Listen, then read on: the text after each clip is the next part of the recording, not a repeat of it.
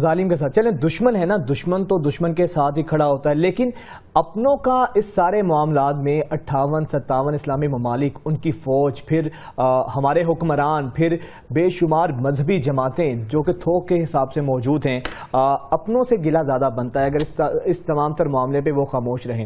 خیر، اسی سارے معاملے پر بات کرنے کے لیے رہنما مرکزی مسلم لیگ حفیظ اللہ بلوچ صاحب اسٹوڈیو میں ہمارے ساتھ موجود ہیں، جبکہ ساحل ادیم صاحب کسی تعارف کے محتاج نہیں ہیں، سب ان کو جانتے ہیں، وہ بھی ہمارے ساتھ موجود ہیں۔ بہت شکریہ آپ دونوں کا۔ حفیظ اللہ بلوچ صاحب، سب سے پہلے سر میں آپ سے سوال کا آغاز کرتا ہوں۔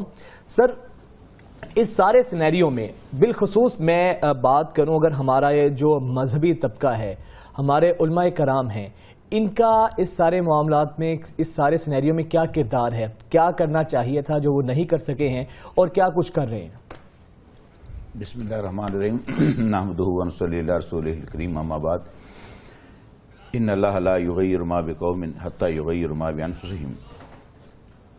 یہ اللہ تعالیٰ کا نظام ہے کہ ایک ہے نظام فطرت ہے، جو ہونا ہی ہونا ہے، جو اللہ تعالیٰ نے لکھ دیا ہے وہ ہونا ہے، اور ایک آپ کی کوششوں کے ساتھ جو ہے وہ ہے من جہدہ وجدہ، یا دوسری بات من جدہ وجدہ، جو بندہ کوشش کرتا ہے وہ اپنے مشن کو، اپنی منزل کو پا لیتا ہے۔ یقیناً علماء کا بڑا ہی کردار ہے اور ہونا بھی چاہیے۔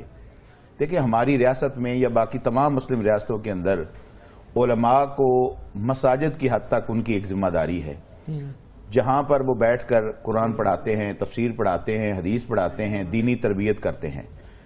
چونکہ جب سے ہم اقوام متحدہ کے اندر شامل ہوئے ہیں، ہر ملک اپنے اپنے معاملات کا ذمہ دار ہے، ہر ملک کو اس کی حد تک وہاں پر اسے روک دیا گیا ہے۔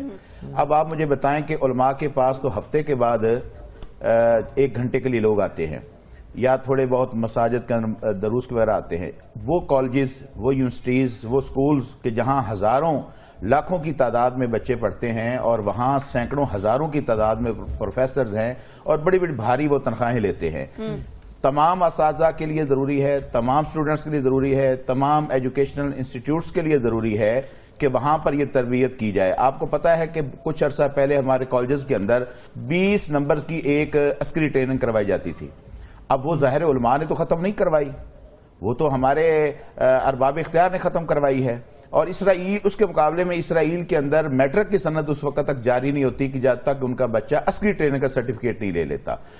جہاں تک علماء کی بات ہے، یقیناً علماء اپنی آواز کو بلند کر رہے ہیں۔ آپ دیکھیں، افغانستان کے اندر 2 دنیا کی سپر طاقتیں وہاں پر آئی ہیں، اور وہاں پر علماء نے اپنا کردار ادا کیا، وہاں کے مقامی علماء نے بھی اور ہمارے پڑوس کے ملکوں نے بھی، اور وہاں پر دنیا کی 2 سپر طاقتیں جو ہے وہاں دم دبا کر بھاگی ہیں۔ تو یقیناً اس وقت بہت بڑا طبقہ جو ہمارا تھا وہ خلاف تھا اس کام کے، ان کے خلاف کھڑا ہونے کے لیے علماء ہی تھے جو آواز لگا رہے تھے، اور دنیا بھر سے جو لوگ آئے وہ ایک جذبہ جہاد کی نیت سے آئے تھے، اور یقیناً افغانیوں نے، علماء نے محنت کی، کام کیا۔ اسی طرح کشمیر کی تحریک ہے۔ اچھا، بدقسمتی سے کشمیر کی تحریک اور فلسطین کی تحریک جو ہے اتفاق بھی ہے کہ وہ تقریباً اکٹھے ہی شروع ہوتے ہیں، اور قرآن میں اللہ تعالیٰ کہتا ہے لَا تَجِدَنَّ أَشَدَّ النَّاسِ عَدَاوَةً لِلَّذِينَ آمَنُوا الْيَهُودَ وَالَّذِينَ أَشْرَكُوا۔ اے نبی، آپ کے بڑے بڑے دشمن ہوں گے، مگر سب سے بڑے 2 دشمن ہیں مشرک اور یہودی۔ مشرک سے بھی بڑا یہودی ہے، یہ اللہ نے قرآن مجید میں کہا ہے۔ اب جو سب سے بڑا مشرک ہے وہ ہمارے پڑوس میں ہندو ہے، جس کے نرگے میں ہماری شاہ رگ پھنسی ہوئی ہے، اور وہ گائے کی پوجا کرتے ہیں، اور دوسری طرف جو ہے یہودی ہے اور وہ بچڑے کی پوجا کرتے ہیں، اور وہاں پر بیت المقدس ان کے قبضے میں ہے، اور ایک ہی عرصے میں یہ دونوں مسائل شروع ہوتے ہیں، اور ان دونوں مسائل کے پیچھے برطانیہ ہے۔ برطانیہ، امریکہ، جرمنی، فرانس، یہ دنیا کی سپر طاقتیں جو ہیں وہ ایک طرف ہندو کے پیچھے کھڑے ہیں اور ایک طرف یہودی کے پیچھے کھڑے ہیں۔ بلوچ صاحب، آپ کے اس والے سائٹ پر بھی آئیں گے، ساحل ادیم صاحب کو بھی شامل گفتگو کرتے ہیں۔ ساحل بھائی، ہم نے جو سوال کیا ہے، بلوچ صاحب یہ کہہ رہے ہیں کہ علماء کرام جو ہیں وہ تو ان کے پاس ہفتے میں 1 گھنٹے کے لیے لوگ آتے ہیں، لیکن یونیورسٹیز ہیں، کالجز ہیں، تعلیمی ادارے ہیں، اصل تو قصوروار ان کا ہے جہاں پہ اساتذہ ہیں جن کے ہاتھ میں دینی تعلیم نہیں ہے، جو دوسری تعلیم دے رہے ہیں، دنیاوی تعلیم دے رہے ہیں، وہ اس کے کہیں نہ کہیں زیادہ قصوروار ہیں۔ آپ سر اس پہ رسپونڈ کیجئے گا، پھر بلوچ صاحب سے جواب لیں گے۔ میری آواز آ رہی ہے آپ کو؟ جی جی آ رہی ہے۔ بسم اللہ الرحمن الرحیم۔ یونیورسٹی میں نا 5 دن اسٹوڈیو میں ذرا وہ اسپیکر پہ آواز دے دیں تاکہ بلوچ صاحب بھی سن سکیں۔ جی ساحل بھائی. 5 دن یونیورسٹی یا اسکول میں جب بچہ جاتا ہے نا تو وہ اللہ کے لیے نہیں جاتا, یاد رکھیے گا, وہ دنیا کے انتظامات پورے کرنے کے لیے تیار ہو رہا ہوتا ہے. فلسطین کا جو معاملہ ہے نا, یہ اللہ کا قانون توڑا جا رہا ہے, اور جتنے مرضی یونیورسٹی کے پروفیسر مل کے اشتعال بھی دلائیں یا ذہن سازی بھی کریں, وہ اللہ کے نام پہ نہیں کرتے. وہ ہمارے سسٹم پاکستان کے اندر یہ بات خوبصورت بات ہے کہ ہمارا پاکستان ابھی بھی جمعے کے لیے اکٹھا ہوتا ہے اور عالم کو, مولوی کو واقعی ذمہ دیتا ہے کہ میری آخرت کا انتظام تو کر. وہ کبھی فزکس کے پروفیسر سے نہیں کہتا کہ میری آخرت کا انتظام تو کر, ہمیں سمجھا کہ مرنے کے بعد مجھے جو انتظام کرنے ہیں وہ اس کی تیاری کیا کروں. وہ چاہتے ہوئے یا نہ چاہتے ہوئے, دانستہ یا نہ دانستہ طور پر عالم کے مرہون منت ہے, اور ہونا بھی چاہیے. علماء ورثاء انبیاء ہیں, انہی کا کام ہے کہ اللہ تعالیٰ کے قانون کو ذہنوں کے اندر ڈیپ انسٹالیشن میں ڈالے کہ بچے کو پتا ہو گیا سب سے ضروری کام آخرت ہے. دنیا میں جو کچھ بھی میں ترقی کر لوں گا, جیتوں گا, ہاروں گا, وہ چھوٹا سا مسئلہ ہے. آخرت میں اگر ہار گیا تو یہ بہت بڑا مسئلہ ہے, اور اصلی مسئلہ ہی ہے. تو کسی بھی اسٹوڈنٹ کو 12-14 سال سے لے کے 80 سال کے طالب علم کو پاکستان میں یہ کنفیوژن نہیں ہے کہ میں نے فلسطین کے مسئلے کا حل, جیسے ہی پہلی گولی چلتی ہے فلسطینی پہ تو ساری کی ساری 25 کروڑ قوم کالج پروفیسر کو نہیں دیکھتی کہ بتائیں کیا کروں. وہ اسی وقت اسی سیکنڈ میں اپنے عالم کو دیکھتی ہے کہ بتا ادھر اللہ کا حکم کیا ہے. تو یہ تفریق بہت ضروری ہے, بہت ضروری آیت سنائی ہے ابھی بھائی صاحب نے, شیخ نے ابھی جو بہت زبردست آیت سنائی ہے کہ ان اللہ لا یغیر ما بقوم, کہ اس قوم کی اللہ نہیں حالت بدلتا جب تک کہ یغیر ما بانفسہم, کہ اب تم لوگوں نے مل کے اپنے آپ کو بدلنے کا فیصلہ نہ کیا. تو تم لوگوں میں سے کس نے فیصلے کرنے, وہ فیصلے کا جو جج ہے نا, جس کے ٹہرے میں قوم ٹک ٹکی باندھ کے دیکھتی ہے, وہ اپنے دین کے عالم کو دیکھتی. کبھی بھی نواز شریف عمران خان سے توقع نہیں کرتی. ان کو پہلے پتا ہے قوم کا اتنا شعور ہے, لڑکوں لڑکیوں کا اسکول میں اتنا شعور ہے کہ وہ نواز شریف عمران خان سے اسلامی قسم کا کوئی مزاج نہیں سمجھ ایکسپیکٹ توقع رکھتے. ان کو پتا ہے کہ یہ کرسی کے معاملات ہیں. یہ بتائیے گا کہ پھر اس اہم موقع پر جب ظلم و ستم کے پہاڑ توڑے جا رہے ہیں فلسطینیوں پر, کیا ذمہ داری پھر اقوام عالم نے, مسلم امہ نے, یا ہمارے جو عالم دین ہیں انہوں نے پوری کی ہے آپ کی نظر میں؟ شروع ہی نہیں کی, پوری کیا. سب سے پہلے دیکھیں ہم نے سورس کے اوپر غلطی کر دی. ایک تو یہ کہ عالم کو گروپ بندی کی کبھی ضرورت نہیں پڑی. مسلمان کا عالم حسینی عالم ہوتا ہے, حسین کے علیہ السلام کے نقش قدم پہ چلتا ہے کہ بھائی میں اکیلا ہی ہوں, پھر بھی حق کی بات ہی کروں گا. مار دو, زیادہ سے زیادہ کیا کرو گے, اور کیا طاقت ہے تمہارے پاس, گولی چلاؤ گے, مگر میری آخرت پہ کمپرومائز نہیں کروں. یہ طاقت ہے جو کہ ایک مولوی صاحب کے پاس ہے, جو پروفیسر کے پاس نہیں ہوتی. وہ ڈرپوک بزدل قوم ہوتی ہے پروفیسر, ان کی ٹریننگ ہوتی ہے دنیا میں, وہاں ڈالا جاتا ہے, پیسے آ جائیں, تنخواہ آ جائے. مولوی صاحب مفت میں بھی مسجدوں میں علم پکڑ کے کھڑا ہوا ہے. ایسی ایسی گاؤں کی مسجدیں ہیں جہاں پہ والنٹیئر مولوی کھڑا ہوا ہے, پیسے نہیں لیتا بلکہ کئی دفعہ دیتا ہے. وہ واحد شخصیت ہے پاکستان کی جو قوم کو ڈرائیو کر سکتی ہے. اگر فلسطین, کشمیر یا دنیا میں کسی بھی مسلم کیا غیر مسلم کی بھی مدد کے لیے اگر مسلمان موبلائز کیے جائیں گے تو مسجد سے موبلائز کیے جائیں گے. بلوچ صاحب جیسا امیج پورٹریٹ کر رہے ہیں ساحل صاحب, ہماری مذہبی جماعتیں تو بالکل اس کے برعکس رول کر رہی ہیں. پاکستان کے اسپیسیفک, ہمارے پاکستان کی مذہبی جماعتیں, نہ میں کسی اور ملک کا کو ذمہ دار ٹھہراؤں گا, جی چاہے وہ حجاز کا محمد بن سلمان ہی کیوں نہ ہو, میں اس کو نہیں ذمہ دار ٹھہراؤں گا. میں پاکستانیوں کو اس سے ذمہ دار ٹھہراتا ہوں. ہم نے اللہ کے نام پہ ایک ملک اکٹھا کر لیا ہے, ہم نے اللہ کے نام پہ قانون بنانے کی بات کر دی ہوئی ہے. ہم نے واقعی میں مسلمان کو, مسجد کو جس لیول کے اوپر ایک سینٹیمنٹل ویلیو دے دی ہوئی ہے مسلمان لڑکے اور لڑکی کے ذہن میں, وہ کسی اور ملک میں نہیں ہے. ہم لا الہ الا اللہ کا ملک ہیں.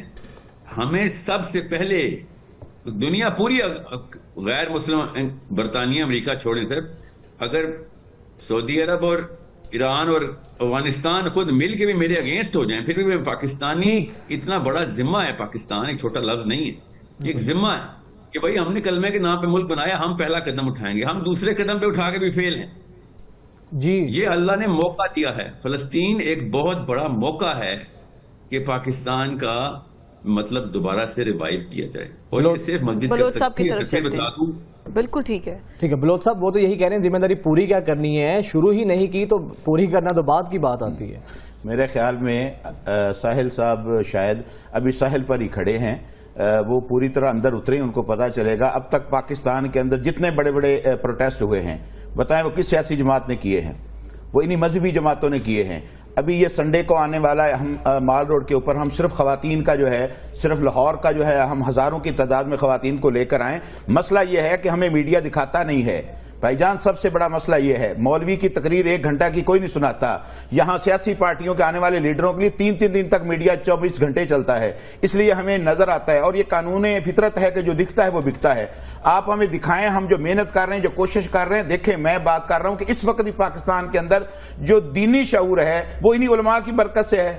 جو ساحل صاحب نے جو قرآن کی آیت پڑھی, یہ کسی مولوی سے ہی سیکھی ہوگی نا, بیٹھ کے سامنے ترجمہ تفسیر کوئی آیت کہیں سے انہوں نے کوئی کتاب کسی رائٹر کی, عالم کی پڑھی ہوگی.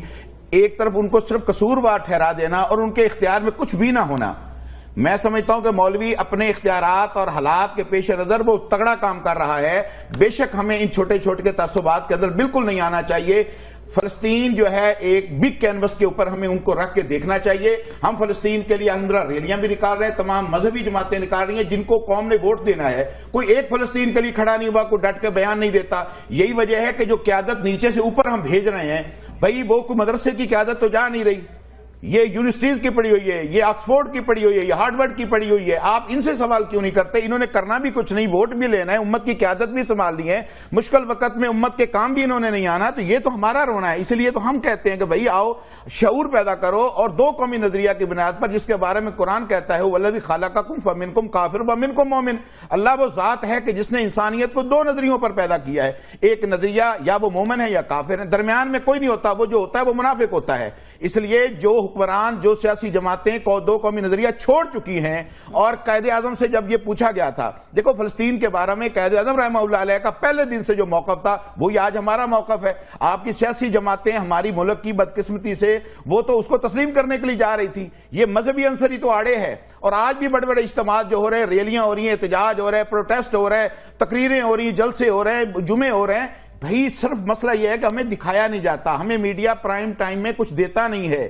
یہ پرابلم ہے کہ آپ کو نظر نہیں آتا. ورنہ علماء الحمدللہ آج جو دینی تشخص جتنا بھی آئے پاکستان میں قائم ہے, یہ علماء کی برکت سے ہے. ہم ان کو بھی ڈسکریج کریں, دیکھنا ان کو بھی ڈسکریج کریں, ان کو بھی ہم جو ہے وہ ڈسکریج کریں کہ وہ کیوں نہیں کر رہے. وہ بھائی ہم اپنے اختیارات اپنی ڈومین میں رہ کر الحمدللہ بھرپور کام کر رہے ہیں اور کریں گے. بالکل ٹھیک ہے بلوچ صاحب, لیکن ساحل صاحب میں آپ کی طرف آؤں گی. جتنا کام یہ کر رہے ہیں اس میں آپ دیکھیں کہ متصابرانہ رویہ بہت زیادہ ہے, ڈویژن بہت زیادہ ہے. کس کی بات مانیں, کس فرقے کے پیچھے چلیں, اور اس کے بعد آ جا کے اگر تمام سیاسی دینی جماعتیں اکٹھی ہو بھی جاتی ہیں تو پھر بھی ایٹ دی اینڈ ایونچولی فلسطین کے لیے تو ہم پھر بھی کچھ نہیں کر سکتے لپ سرونگ کے علاوہ.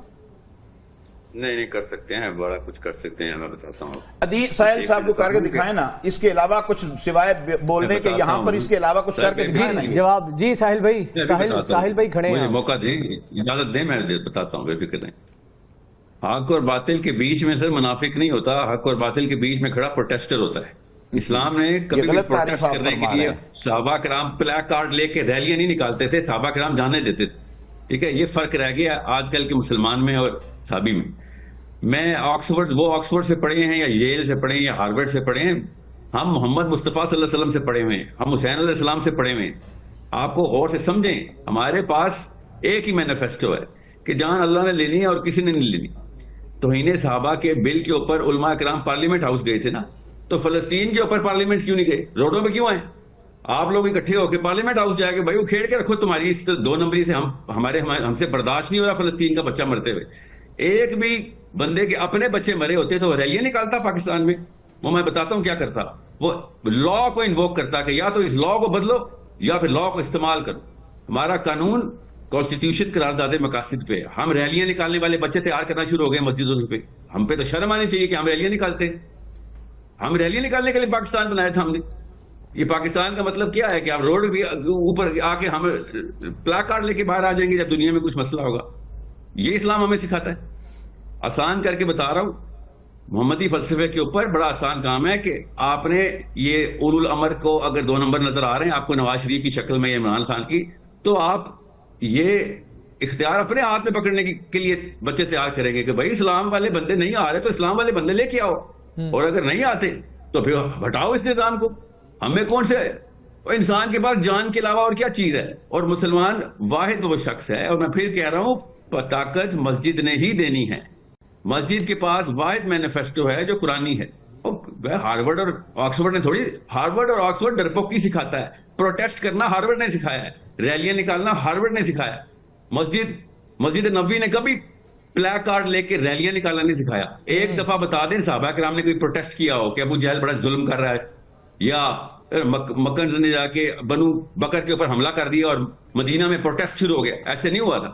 فوج کشی کرنی ضروری ہے. مسجدوں کو اسی وقت چاہیے تھا میں عرض کرتا مسجدوں ہوں کو چاہیے تھا کہ آپ سب علماء کرام کے اوپر فورس ڈالتے کہ یار ابھی فتویٰ جاری کرو، نہیں تو پھر وہی ہوگا جو کہ ہر سول وار میں ہوتا ہے. آپ فتویٰ جاری کریں. علماء کا اسی وقت مسجدوں کو چاہیے تھا کہ علماء پہ پریشر میرے خیال میں ساحل صاحب یہ چاہتے ہیں کہ جتنا کام علماء کر رہے ہیں وہ یہ کام چھوڑ کے صرف ریاست کی بغاوت کریں. خدا کے لیے آپ کھلے لفظوں میں بات کیوں نہیں کرتے، چھپ چھپ کر کیوں کرتے ہیں اور الزام صحابہ پر لگا رہے ہیں کہ جی انہوں نے کوئی پوسٹ کارڈ لے کر اور جناب کتبے لے کر باہر نہیں نکلے. قرآن مجید کا مطالعہ کریں. اللہ قرآن میں کہہ رہا ہے لا یحب اللہ الجہر بالسوء الا من ظلم. کوئی شور نہیں مچا سکتا سوائے اس شخص کے، کوئی احتجاج نہیں کر سکتا سوائے اس شخص کے جس کے اوپر ظلم ہوا ہو. او بھائی دنیا کے ساتھ آپ نے چلنا ہے، قیامت تک کے لیے یہ قرآن آئے. اس وقت صحابہ کے پاس پلے کارڈ نہیں تھے، نہیں کر سکے، نہیں حالات تھے، اور وہ ظلم کتنے عرصہ سہتے رہے. مکہ میں بیٹھ کر ظلم سہا. قرآن نے کہا اذن للذین یقاتلون بانہم ظلموا وان اللہ علی نصرہم لقدیر. آپ ان آیتوں کو جا کر پڑھیں، وہاں ظلم سہتے رہے. جب اللہ نے ان کو اجازت دی آگے سے جواب دینے کی تو بدر پہلا مارکا تھا، اور بدر میں اللہ تعالیٰ خود کہہ رہا ہے کہ لِيُحِقُّ اللَّهُ الْحَقَّ وَيُبْطِلَ الْبَاطِلَ. اب باوجود اس کے کہ صحابہ کو نظر آ رہا تھا ہم تعداد میں بہت تھوڑے ہیں، وہ تو آئے تھے ابو سفیان کا تجارتی قافلہ لوٹنے کے لیے، اب ان کو مسلح لوگوں کے ساتھ لڑنا پڑ گیا. تو اللہ نے صحابہ کی کیفیت کو سورہ انفال میں اور توبہ میں بیان کیا ہے. دیکھیں پلے کارڈ اٹھا کر جو بندہ نہیں جا سکتا، وہ کمزور ہے، وہ مجبور ہے، اس کا مطلب وہ یہاں بھی آواز نہ بلند کرے. دیکھیں ہماری ایک ریاست ہے، ایک کانسٹیٹیوشن ہے، ہمارے ادارے ہیں، ہمارا ایک نظام ہے. ہم اس نظام کے ساتھ کھڑے ہوں گے. ہم اس نظام کی بغاوت نہیں کر سکتے، ہم اس کے ساتھ ڈٹ کے کھڑے ہوں گے اور اپنے مظلوم بھائیوں کی مدد کے لیے آواز بلند کریں گے. بالکل آپ کی بات ٹھیک ہے، تھوڑا کول ڈاؤن ہو جائیے، لیکن آپ یہ دیکھیے کہ صرف پلے کارڈز اٹھا کے پروٹیسٹ کر دینا، اس سے دباؤ آئے گا. میری بات سنیں، میں یہ نہیں کہہ رہا کہ صرف پلے کارڈ، ہم بہت ساری باتیں جو ہے کھل کے کر نہیں سکتے. افغانستان میں کون جا کے لڑا ہے؟ نہیں لیکن کشمیر میں کون جا کے لڑا ہے؟ ساحل بھائی یہی تو وہ کہہ رہے ہیں، وہ کہہ رہے ہیں کہ اگر یہ احتجاج بھی نہ کریں، بے بس لوگ ہیں تو پھر کیا کریں؟ کیا کریں؟ جی ساحل بھائی آپ اوور ٹو یو. پاکستان ہم نے بنایا تھا مکہ جانے کے لیے نہیں، مدینہ جانے کے لیے پاکستان بنایا تھا. سمجھیں یہ مکہ مدینہ کی ڈیفینیشن بھی آپ چھوڑ دیں. ہم مکہ اور مدینہ دونوں کی سیرت کے پہلو کو لیتے ہیں، ہم کوئی مکی دور کی بات نہیں کر رہے. یہ آپ اپنی غلط فہمی نکال دیں. ہم مدینے کی لیتے ہیں، تقریر نبی اسلام کی سیرت کو. آپ نے مکہ میں واپس ٹرانسفر کیا ہمیں. آپ جان بوجھ کر اپنا بیانیہ بنانے کے لیے مکہ لے کر جا رہے ہیں. میں کہہ رہا ہوں کہ ہم نبی جب ہم پر اسلام مکمل ہو گیا تو ہم اب مکہ مدینہ دونوں کی چیزوں کو لے کر آسان کرتے ہیں، ایسا کرتے ہیں، آسان کرتے ہیں. ایک فلسطینی سے پوچھ لیتے ہیں کہ اس وقت مسلمانوں کو احتجاج کرنا چاہیے یا پالیٹکس کرنی چاہیے.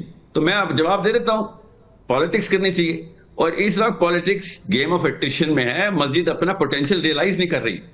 اگر ساری مسجدیں یکمشت یہ شیعہ سنی کھیلنے، بریلوی دیوبندی کھیلنے کی بجائے موبلائز ہوں کہ بھیا ہم پریشر پوائنٹ کریٹ کریں گے پارلیمنٹ ہاؤس کے اوپر کہ اب عوام جو ہے وہ فلسطین کے بچے مرنے نہیں دے، پاکستانی عوام فلسطین پہ گولی نہیں چلنے دے گی، اپنے تمام تر حربی کارروائیاں شروع کرو، تو پارلیمنٹ ہاؤس کو مجبوراً یہ بل دینا پڑے گا. یہ بغاوت ہے؟ اس کو سیاست کہتے ہیں، بغاوت نہیں کہتے. اسی لیے میں کہہ رہا ہوں عام لڑکا مسجد جانا بند ہو گیا کیونکہ ان کو یہی نہیں پتا کہ بغاوت اور سیاست میں فرق کیا ہوتا ہے. آپ لوگوں کو حکمت نہیں آتی تو ہم سکھا دیتے ہیں، کوئی بات نہیں. ہم ہارورڈ سے پڑھ کے آ گئے، کوئی بات نہیں. مگر ماننا پھر بھی میں نے سنت کو ہی ہے. سیرہ میں نبی علیہ السلام نے جس طریقے سے پریشر پوائنٹ کریٹ کیے ہیں ہمیں پتا ہے کیسے کرتے ہیں. اب آپ کو میں اس لیے بتا رہا ہوں، آپ کی نیت پہ شک نہیں ہے مجھے. جو لوگ احتجاج کرنے آ رہے ہیں یقیناً بہتر ہیں ان لوگوں سے جو کرکٹ میچ بیٹھے دیکھ رہے ہیں اس وقت. مجھے بھی پتا ہے اس بات کا. میں ان لوگوں کو کرٹیسائز نہیں, چینل کرنے کی بات کر رہا ہوں. کیا اپنی پاور کا انداز, سونے کی کان پہ بیٹھا ہوا ہے عالم اس وقت, مگر وہ کام نہیں ہو سک رہا بیکاز اس کو کوئی ڈائریکشن نہیں مل رہی کہ بھائی پالیٹکس کیسے کرنی. اس وقت مسجد سے زیادہ پولیٹیکل پوٹینشیل کسی کے پاس نہیں ہے. ہمارے پاس ماشاء اللہ, اور اللہ قائم رکھے, مسجدوں کی تعداد اور ان کے اندر آنے والوں کے سینٹیمنٹ پیور ہیں. وہ اچھی نیت سے مسجد جاتے ہیں, اور مسجد کا خطیب بھی اچھی نیت سے بیان کر رہا ہوتا ہے. اس کو وہ فراست نہیں نظر آ رہی کہ عام M S F P S F کا ان پڑھ لڑکا اس کو سیاست کرنی آ جاتی ہے, اور یہ سیرہ قرآن اور تمام تر تدبر کے بعد بھی وہ والا تفکر کے بعد بھی وہ والا تدبر نہیں لے کے آ سک رہا کہ سیاست کرنی کیسے. کیوں؟ کیونکہ ہمیں اسلام کو بتا دیا ہوا کہ نہیں جی ہمارا کام ہے ہی نہیں, ہم نے اگر حکومت کے معاملات میں انٹرفیئرنس کی تو بغاوت میں آ جائے گا. یہ بغاوت کیسے آئے گا؟ ہم ڈیموکریسی میں رہتے ہیں, گیم آف نمبرز ہے. مسجد کے پاس نمبرز ہے, مسجد کے پاس ایموشن ہے. یہ دونوں چیزیں چینل کرنی ضروری ہیں. اتنی بڑی تعداد اگر مساجد کی ہے تو ظاہر ہے کہ اس میں اپنا کوئی نہ کوئی رول. ساحل صاحب آپ کی بات بالکل ٹھیک ہے. بلوچ صاحب ویسے اتنی بڑی تعداد میں اگر مذہبی جماعتیں بھی ہیں, مساجد بھی ہیں, سب اکٹھے ہو کر ایک کیوں نہیں آواز اٹھا رہے؟ ہم ایک ہوتا اپنے جو مساجد ہیں ان کو فرقہ واریت نہیں, وہ آواز کیا اٹھانی ہے یہ بھی بتانا ہے نا. خالی ایک آواز سے تو کیا, ایک آواز اگر آپ سیرت نبوی کو ہی دیکھ رہے ہیں تو سیرت نبوی میں حضرت محمد مصطفیٰ صلی اللہ علیہ وسلم ایک کمپلیٹ پیکج تھے. وہ تو سیاسی لیڈر بھی تھے, ایسا تھوڑی ہے کہ انہوں نے صرف عالم دین بنے اور سیاست سے پیچھے ہو گئے. اصل میں مسئلہ یہ ہے کہ یہ اوور آل زوال ہے امت کا, مگر اس کو کھینچ تان کے, چونکہ ایک آسان ٹارگٹ ہے مولوی, تو ساحل صاحب کھینچ کے مولوی کی طرف لے آتے ہیں, دوسری طرف نہیں جائیں گے کبھی بھی, نام میں بھی نہیں لیں گے. دیکھیں نا, قرآن کہتا ہے فَاتَّقُوا اللَّهَ مَا اسْتَطَعْتُمْ, آپ اپنی طاقت کے مطابق ہی آپ نے تقوی اختیار کرنا ہے. اس کے بغیر ہم ہاتھ تو نہیں جھاڑ سکتے کہ امت پر زوال آ گیا اور ہم نے ہاتھ جھاڑ لیا. ہم تو اپنا کام کر رہے ہیں, یہ کام کرنے کا ہے میڈیا کا. علماء کرام بھی اپنا کردار ادا کریں تو امت پر زوال پھر کیسے؟ وہ دیکھیں میری بات سنیں, جب اختیار, جب طاقت, جب وسائل, جب افواج, جب ادارے کسی اور کے پاس ہوں, سارا کام مولوی کے لیے کیوں کا؟ دیکھیں مولوی کا کام تھا مسجد بنانا, مسجد وافر ہو گئی. مولوی کا کام تھا اذان دینا, اذان وقت پر ہو رہی. مولوی کا کام تھا جنازہ, قرآن, ترجمہ, تفسیر پڑھانا ہو رہا ہے. جتنا آج ہمارے پاس نالج ہے علمی, وہ علماء کی وجہ سے رہ کے. کہتے ہیں یونیورسٹی کے پروفیسر کے پاس, وہ یونیورسٹی کسی غیر مسلم ملک کی ہیں, یونیورسٹی پاکستان کی ہیں, اور اس ملک کی جس کا مقصد لا الہ الا اللہ کہا گیا. پاکستان کا مطلب کیا؟ لا الہ الا اللہ. بھائی بات یہ ہے, ہم مکہ کے دور کی بات نہیں کر رہے. ہمارے سامنے ہماری مجبوریاں, ہمارا کانسٹیٹیوشن ہے. ہمارا کانسٹیٹیوشن کو ہم نے کانسٹیٹیوشن کے اندر ہر چیز موجود ہے, اس کی امپلیمنٹیشن میں کمزوری ہے. ہم اس کے لیے جس بے بسی کا بھی آپ اظہار کر رہے ہیں, مسجد نبوی کی اگر بات کریں, وہ تو ایک کمیونٹی سینٹر تھا, وہاں پہ صرف مولوی کا کام امامت کروانا تو نہیں تھا. تو حکمران بھی تو اس طرح کے نہیں تھے بجائے, وہ سب چیزیں تھیں. بات سنیں, نہ اس وقت کے وزراء اس طرح کے وزراء تھے, نہ ان کا حکمران نبی کریم صلی اللہ علیہ وسلم اس طرح کا نعوذ باللہ حکمران تھے. ہم مثال اس دور کی دیتے ہیں, لوگ اس دور کے ہم سامنے رکھتے ہیں. لیکن سبسٹیچیوٹ ساحل بھائی, اگر لوگوں کو, اگر ایک علماء کرام ہمارے طبقے پر اعتبار نہیں ہے, اگر لوگ جس طرح بلوچ صاحب کہہ رہے ہیں کہ ان لوگوں کو ووٹ دیتے ہیں, تو پھر اس میں غلطی کہاں پر آتی ہے؟ کس کی غلطی ہے اس پہ؟ میرے خیال میں اگر میرا طویل جواب لے لیا جائے نا, بھائی کو پوری سمجھ لیں. یہ جو شیخ بار بار یہ مجھے اکسا رہے ہیں کہ میں نواز شریف کو کافر بولوں یا عمران, میں تو, آپ نے تو میرا کام دیکھا ہی نہیں کبھی. میں تو ان لوگوں کو پہلے دن سے منافق کہتا آ رہا ہوں. یہ مسلم لیگ والے, میں اگر مفتی ہوتا تو سب سے پہلے مسلم لیگ میں جانا کفر کا فتویٰ دیتا کہ یہ تو سود والے سربراہ, انہوں نے سود کے لیے لڑائیاں کی ہیں کہ سود آن کرواؤ پاکستان میں. انہوں نے اس فلسطین کی بات کر, یہ پی ٹی آئی والے جو عمران خان کے لیے پہنچ جاتے تھے, فلسطین کے لیے کوئی نہیں نکل سکتا. میں ان سے میں توقعات رکھوں گا. آپ نہ شاید میرا کام کبھی دیکھ نہیں سکے ہیں, اس لیے آپ تفصیل سے دیکھ لیں کہ میں چاہتا کیوں, میں بولتا کیوں, میرا بیانیہ کیا, لکھا گیا میں نے. میں کبھی بھی کسی کا نام لینے میں آر نہیں رکھتا ہوں. میں نے ہمیشہ کھلے عام بات کی ہے. آپ لوگوں کو مسلم لیگ میں جانا, اپنے آپ کو اسلام کے دلاسے دینا اور مسلمان کو دنیا کا سب سے لاچار اور کمزور اور بزدل شخصیت بنانا, یہ آپ لوگوں کا وتیرہ ہو گیا کہ ہم تو اور کچھ کر نہیں سکتے. ہم نے آپ سے جنازے پڑھوانے کے لیے نہیں آپ کو قرآن دیا تھا, ہم نے مسلمان موبلائز کرنے کے لیے قرآن دیا تھا. پاکستان کا مطلب لا الہ الا اللہ ہے. پاکستان کا مطلب یہ نہیں ہے کہ طلاق کیسے دینی اور استنجا کیسے کرنا ہے. غور سے سمجھیں اس بات کو. اپنے آپ کو خود ڈیمین کر رہے ہیں آپ لوگ. جتنے میں آپ لوگوں کی سائڈ لیتا ہوں اتنے ہی اپنی اوقات دکھا دیتے ہیں کہ بھائی ہمارے توقع نہ رکھنا, ہم صرف اور صرف جنازہ پڑھانے والے مولوی ہیں. کچھ حیا شرم کریں, اسلام کا نام لے رہے ہیں. اور اتنا نچلا قسم کا امپریشن دے رہے ہیں کہ مسلمان مولوی لڑکا اسلام میں آئے گا تو بالکل ختم اور خسیس ہو جائے گا. اور نواز شریف اور شیخ رشید اور عمران خان جا کے بتائیں گے کہ دنیا میں اسلام کا نام کیسے روشن کرنا ہے یا بدنام کیسے کرنا ہے. یہ ہماری بے شرمی ہے کہ ہم نے ان لوگوں کو اتنی اوقاتیں دی ہیں کہ پارلیمنٹ ہاؤس میں بیٹھے ہیں لوگ, اور ان کی شکلیں اور عقلیں, نہ ان کو کلمہ پڑھنا آتا ہے, نہ ان کو سیرہ کا لفظ پتہ ہے, نہ ان کو قرآن کی کوئی آیت کا پتہ ہے, اور یہ ڈیسائیڈ کریں گے کہ اسلامی جمہوریہ پاکستان میں میرے اور میرے بچوں کا مستقبل اسلامی طور پہ کیسا ہوگا, یا فلسطین کے بچے کے لیے کیا کرنا ہے. ساحل صاحب آپ کی بات مانے تو صحیح, ٹھیک ہے بلوچ صاحب, بات ان کی بھی ٹھیک ہے کہ ہم نے کسی پولیٹیکل پارٹی کی سائڈ تو نہیں لے رہے, انہوں نے اوپنلی کہہ دیا ہے کہ میں تو ان کو بھی کنڈیم کر رہا ہوں جتنا آپ پہ وہ کنڈیم کر رہے ہیں. یہ ایک عام پاکستانی کی آواز ہے جس کو شعور ہے, جو باشعور ہے, جو سیاست کو بھی سمجھتا ہے, معاشرت کو بھی سمجھتا ہے اور دین کو بھی سمجھتا ہے. ایک بات میں بتا دوں آپ کو, اس سے پہلے کہ آپ صاحب جو ہے نا, ایک بات بتا دوں, یہ کنفیوز ہے, ان کو اپنے منہج کا پہلی بات تو پتہ ہی کوئی نہیں. میں نے حساب لگایا, دیکھیں ان کو یہ کسی خاص رائٹر کو پڑھتے ہیں اس حساب سے اپنا ذہن, میں نے ان کا کام دیکھا ہے, ان کو میں دیکھتا ہوں, سنتا ہوں, فالو کرتا ہوں. گزارش یہ ہے کہ ہمارے پاس جو طاقت اور اختیار ہے آپ ہمیں دلوائیں راستے اداروں سے, ہم وہاں قربانیاں دینے کے لیے پہنچ جائیں گے, ہم وہاں پر جانے دینے کے لیے پہنچ جائیں گے. پھر راستے تو دینے آپ کے اسٹیٹ نے, اسٹیٹ اگر نہیں راستے دے رہی, میں کہہ رہا ہوں کہ اوورآل پوری امت کے اوپر زوال ہے. اور نبی صلی اللہ علیہ وسلم نے فرمایا کہ اصابتان من امتی احرزهم اللہ من النار, اصابت تغزو الہند و اصابت تکون مع عیسی ابن مریم. دو گروہ قیامت سے پہلے ایسے آئیں گے کہ جو دونوں ہی, جو ہند کے ساتھ لڑے گا اللہ کے دین کے غلبے کے لیے وہ بھی جنت میں بغیر حساب کے جائے گا, اور جو عیسیٰ علیہ السلام کے ساتھ مل کے جہاد کرے گا اور دجال سے لڑے گا وہ بھی بغیر حساب کے جائے گا. اور یہاں پر حضرت ابو ہریرہ رضی اللہ تعالیٰ عنہ نے جب یہ سوال کیا تو انہوں نے خواہش پھر کی, یا رسول اللہ کاش کہ میں اس میں آپ نے فرمایا اگر تو اس جہاد میں شریک ہو جاتا تو سب سے افضل شہید ہوتا. بات یہ ہے ہمیں ساری چیزوں کا پتہ ہے. دیکھیں سہیل بھائی, آپ کی بات میں کہتا ہوں اوورآل امت کا مسئلہ ہے. دیکھیں سب سے پہلے جہاد فرض کہاں ہوتا ہے, اس علاقے والوں کے اوپر جہاں یہ کام کفر اور مشرکین کی کشمکش کنفلکٹ شروع ہو جائے, پھر اس کے پڑوس میں, پھر اس کے پڑوس میں. پاکستان تو وہاں سے 5000-6000 میل دور ہے, مگر ہم اس کو فری نہیں کر رہے. ہم کہتے ہیں کہ ہمارے اداروں کا, ہمارے حکمرانوں کی ذمہ داری ہے کہ وہ آگے بڑھیں, ہم سے مدد مانگیں, ہم اپنی جانیں, مال, اولاد, ہر چیز دینے کے لیے تیار ہیں. اگر وہ نہیں دیتے تو ہر وقت ان کو منافق کہنے کی بجائے, افغانستان دیکھیں دنیا کی 200 سپر طاقتوں سے آزاد ہوا ہے, کیا وہ پاکستان کی مدد کے بغیر ہوا ہے؟ سب سے پہلے اپنی اصلاح ہمیں کرنی چاہیے. ہر وقت اپنے اداروں کو, ان سیاستدانوں کو چھوڑیں, ہم نہیں ان کی کوئی بات کر رہے, ہم ان میں کوئی جائے نہ جائے ہم یہ نہیں بات کر رہے. بات صرف یہ کر رہے ہیں کہ حقائق, ریئلٹی بیس کے اوپر آپ ہمیشہ تبصرہ فرمائیں. آپ کو امت کو ہمیں وہ چیز دے کر جانی چاہیے کہ جو ہم کر سکتے ہیں, جو نہیں کر سکتے آپ بڑھ کے مار رہے ہیں. یہ جنگ آج مہینہ ہونے کو ہے, کتنے ملک بڑھ کے مار رہے ہیں, وہ کر کیا رہے ہیں؟ آپ چاہتے ہیں کہ ہم بھی صرف پاکستان بھی بڑھ کے مارنا شروع کر دیں؟ جی ساحل بھائی جواب دیں. سر میں آپ کو دوبارہ سے ریپیٹ کر دیتا ہوں, ایٹریشن کا گیم آف ایٹریشن کہتے کس کو, ہمارے پاس نومیریکل پاور ہے. مسجد کے علاوہ وہ پوٹینشیل کسی اور ادارے میں نہیں ہے جو عوام کو موبلائز کر سکتا ہے. آپ آئیں میرے پیچھے آج جمعہ پڑھیں, میں 4 جمعے ہو گئے جو اس موضوع پر بیان کر رہا ہوں. پوری ہسٹری میں نے اقصا کی اور ہرکل ٹیمپل اول کی, سیکنڈ کی, تھرڈ کی, ساری چیزیں میں بیان کر رہا ہوں. ہمیں کوئی دکھائے نہ سنائے نہ تو اس کا مطلب کام کچھ نہیں کر رہا. سر آپ, مجھے پتا ہے سر آپ بیان کر رہے ہوں گے, میں نے پہلے کہا آپ کی نیت پہ کسی کو شک نہیں ہے, آپ کو سیاست نہیں آتی یہ بتا رہا ہوں. بس اتنی سی بات سمجھ لیں آپ. شیخ رشید جیسے بندے کو سیاست آ گئی, عمران خان جیسے بندے کو آ گئی ہے, نواز شریف جیسی مخلوق کو آ گئی ہے, مگر مولوی کو نہیں آ رہی.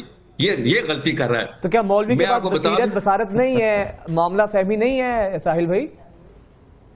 دیکھیں مجھے نہیں یہ لفظ سمجھ آیا معاملہ فہمی کسے کہہ رہے ہیں آپ, مگر آپ کو میں بتا رہا ہوں پارلیمنٹ ہاؤس میں بھی انتظار ہو رہا تھا کہ پاکستان کے مین سٹریم ریویوز کیا ہیں, تو انہوں نے دیکھا کہ مولوی صاحب ہی تھے جن سے امید تھی, وہ تو چارپائیوں کے نیچے چھپ گئے ہیں, دعائیں کر رہے ہیں.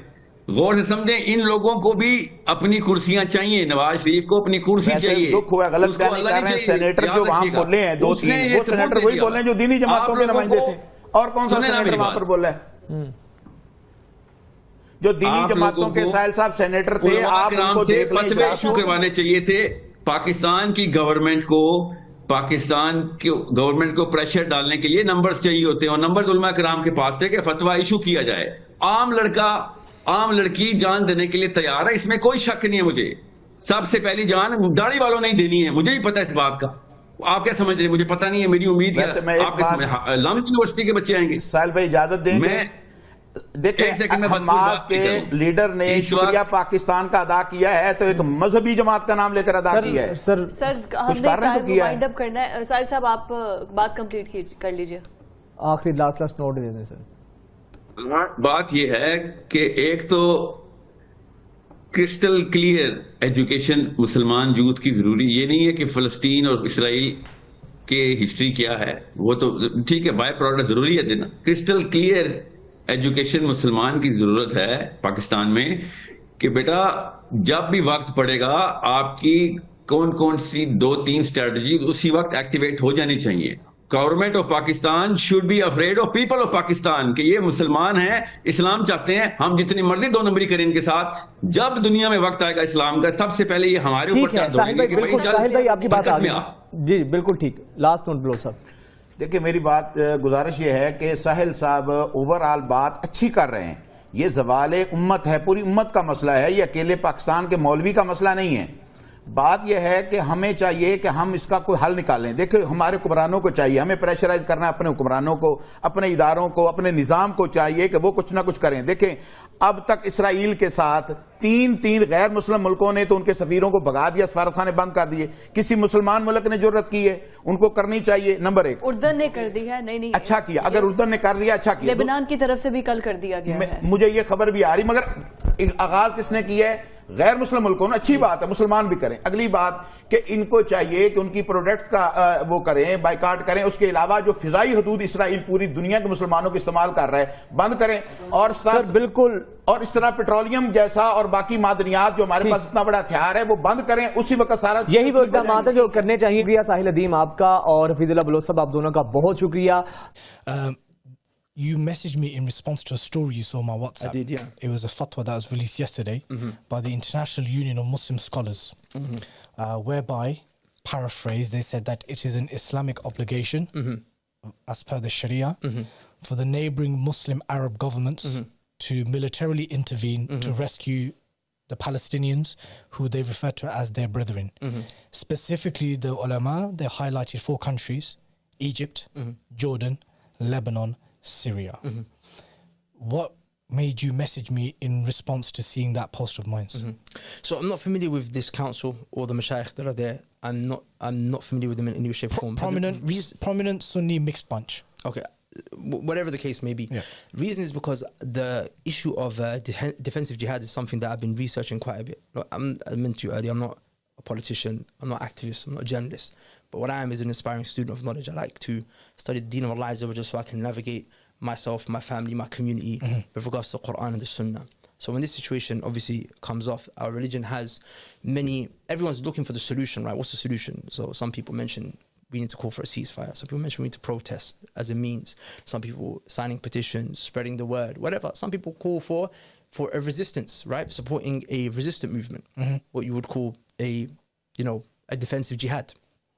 Point being is that upon studying, upon looking at the mas'ala, I wanted to explore the issue of defensive jihad. Like, what does the deen say about this? We hear this term Palestinian resistance a lot. Like, what does that mean? Self-defense. That's what it is, right? From an international law point of view, if we start from Protocol 1 of the first protocol of the 1949 UN Geneva Convention, gives the right for occupied people to resist invasion and occupation. Yeah, 100%. And there's many other international laws. I do that because we know in application it differs. We know in application there's an element of hypocrisy. I said that as a legal disclaimer because you don't want enemies and people are going to go through this podcast to pick out sound bites to then clout us with later. But they're going to do it anyway. They're going to do that anyway. That's fine. But we just put that there, that under international law, Palestinians and any other occupied people, that includes our brothers and sisters in Kashmir and elsewhere, have the inalienable right to defend themselves against foreign occupation. 100%. And just to mention, we're not talking in support advocacy of any groups.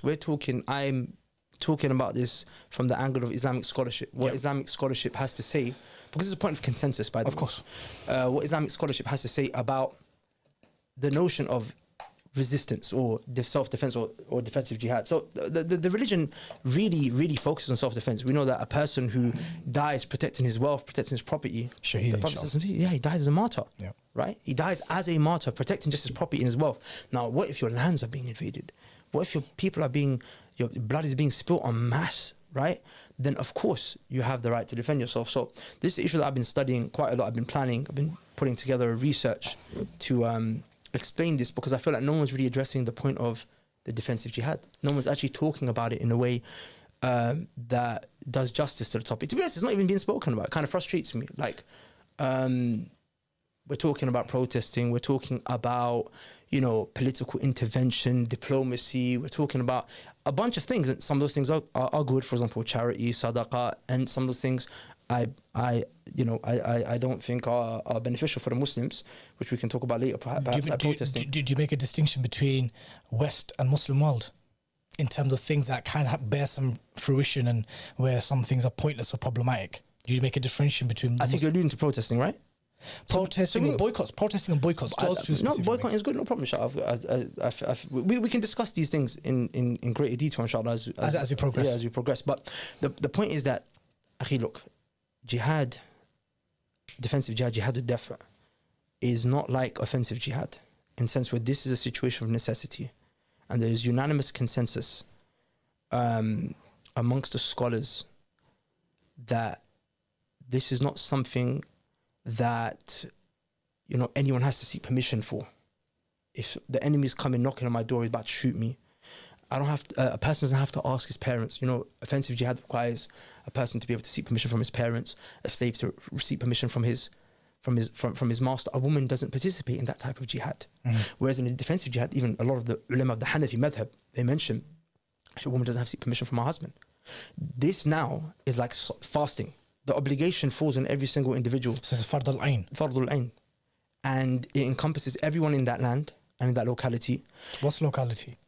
As in the place that's been inflicted. So let's but then if they are not able to defend themselves adequately, then it extends to those that neighbor them and those that are closest to them.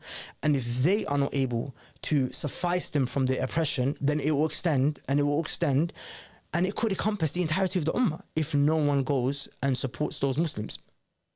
That's pretty brazy. This is consensus, by the way. This is as in all four schools of thoughts. I quote Ibn Taymiyyah, Ibn Qayyim, Qurtubi, rahimahullah ta'ala. If you look up the tafsir of the ayah, infiru khifafan. I'm not even questioning the consensus. I'm concerned about how that would apply in today's world. Yeah. So let's move with this, right? So the immediate place of conflict is Gaza and the occupied West Bank. If we branch out a bit more, and if we're going to compare like for like, whether that's militarily, the funds available to resist versus the occupying Zionist entity, it's incomparable. Israel has the most sophisticated military technology in the world. So when we're talking about ability, we know that the resistance hasn't got the adequate means. Would you agree? In terms of the physical worldly means, then exclusively. They've got planes. These guys don't have planes. Yes, absolutely. So if we now branch out, these ulama who issued this fatwa, they put it on those four countries. So if I can just quickly touch upon some of these things, right? Egypt has one of the largest standing armies. One of the largest military budgets, but very much relying on American military aid as well. Syria, well, we've seen what the situation of Syria has been. 80 or 90% of it's under Bashar's control. They're relying to Iran. Jordan hosts US military bases.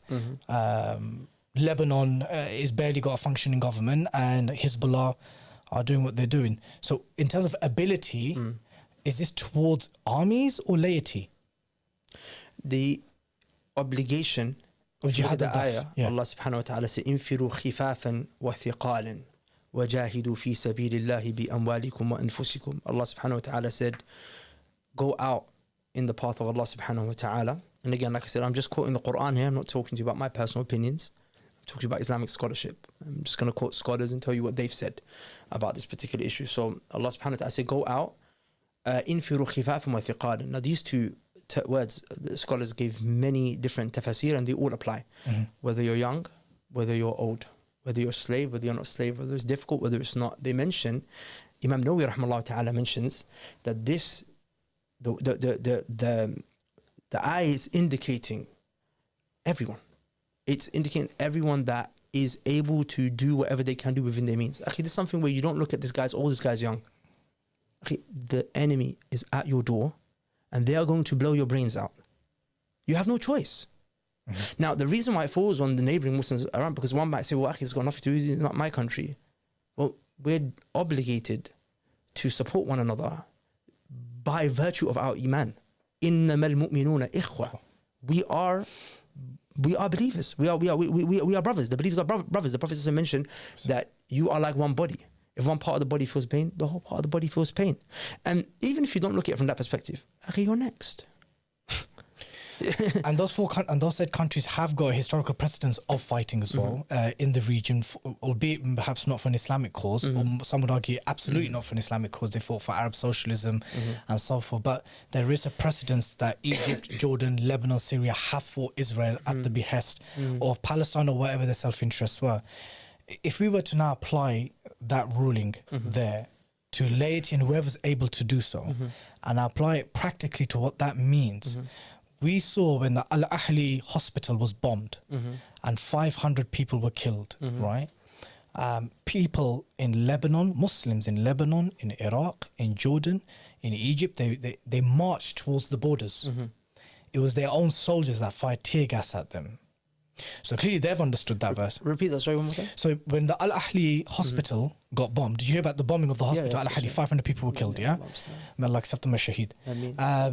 Destroy the ones who Ameen, Ya Rab. And when they carried that out, that very night, thousands, Imran, wallahi, thousands of people marched, drove to the borders.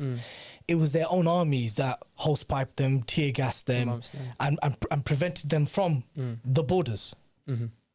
How does that apply in the practical world without an element of pressure to the rulers? So look, no doubt. So look, the point that has to be understood here, number one, is that when it comes to these issues, we're talking militaries are involved, economies of countries are involved, treaties, the safety, the treaties you can mention, even though treaties are being broken left, right, center. True. But point being is that there are people that have been placed that understand these matters, that are able to apply these fatwa in the most, and they're better placed to apply these fatwa than myself. So it's conscious that I'm just conscious that I want people to understand that I'm not trying to put myself in a position of an alim or a scholar or a mufti or a qadi. Allah subhanahu wa ta'ala said, وَإِذَا جَاءَهُمْ أَمْرٌ مِّنَ الْأَمْنِ أَوْ الْخَوْفِ أَذَاعُوا بِهِ.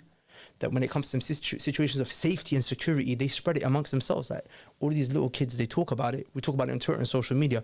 I say, وَلَوْ رَدُّوهُ إِلَى الرَّسُولِ وَإِلَى أُولِي الْأَمْرِ مِنْهُمْ لَعَلِمَهُ الَّذِينَ يَسْتَنْبِطُونَهُ مِنْهُمْ. That if only they took it back to the Messenger and those who are in authority over them, this refers to the scholars, the ulama, they would have known istinbat, how to extract a ruling from the Quran and Sunnah and from the speech of the Prophet ﷺ and apply it into this particular situation, this particular circumstance. So my thing is, whenever it comes to application, I look at the scholars and I look at the ulama of the Sunnah, the ulama who speak the haqq, the ulama who are known to, mashallah, they we hear these terms, scholars, but I'm saying I don't even like to use those terms. So what are they saying then? No, so the point here is that the first step is that the hukum needs to be made clear. We need to understand what is the Islamic ruling on this particular mas'ala. The second question is, okay, cool.